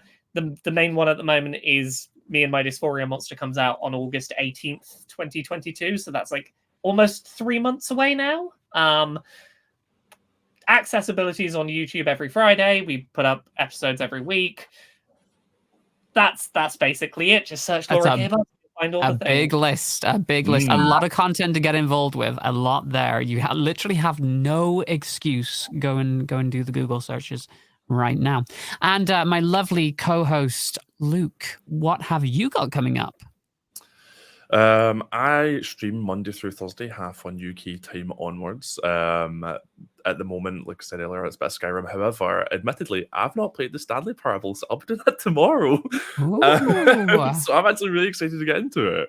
And you can find me at Luke Boogie pretty much everywhere, TikTok and Twitch. However, on Twitter, it's Luke Boogie Games. You can find me at. Branding, such a fickle beast. Right, Luke and Laura, thank you so much for joining me on the podcast today. I've had a hell of a time. I hope you've enjoyed yourselves. It's been absolutely fantastic, like picking your brain.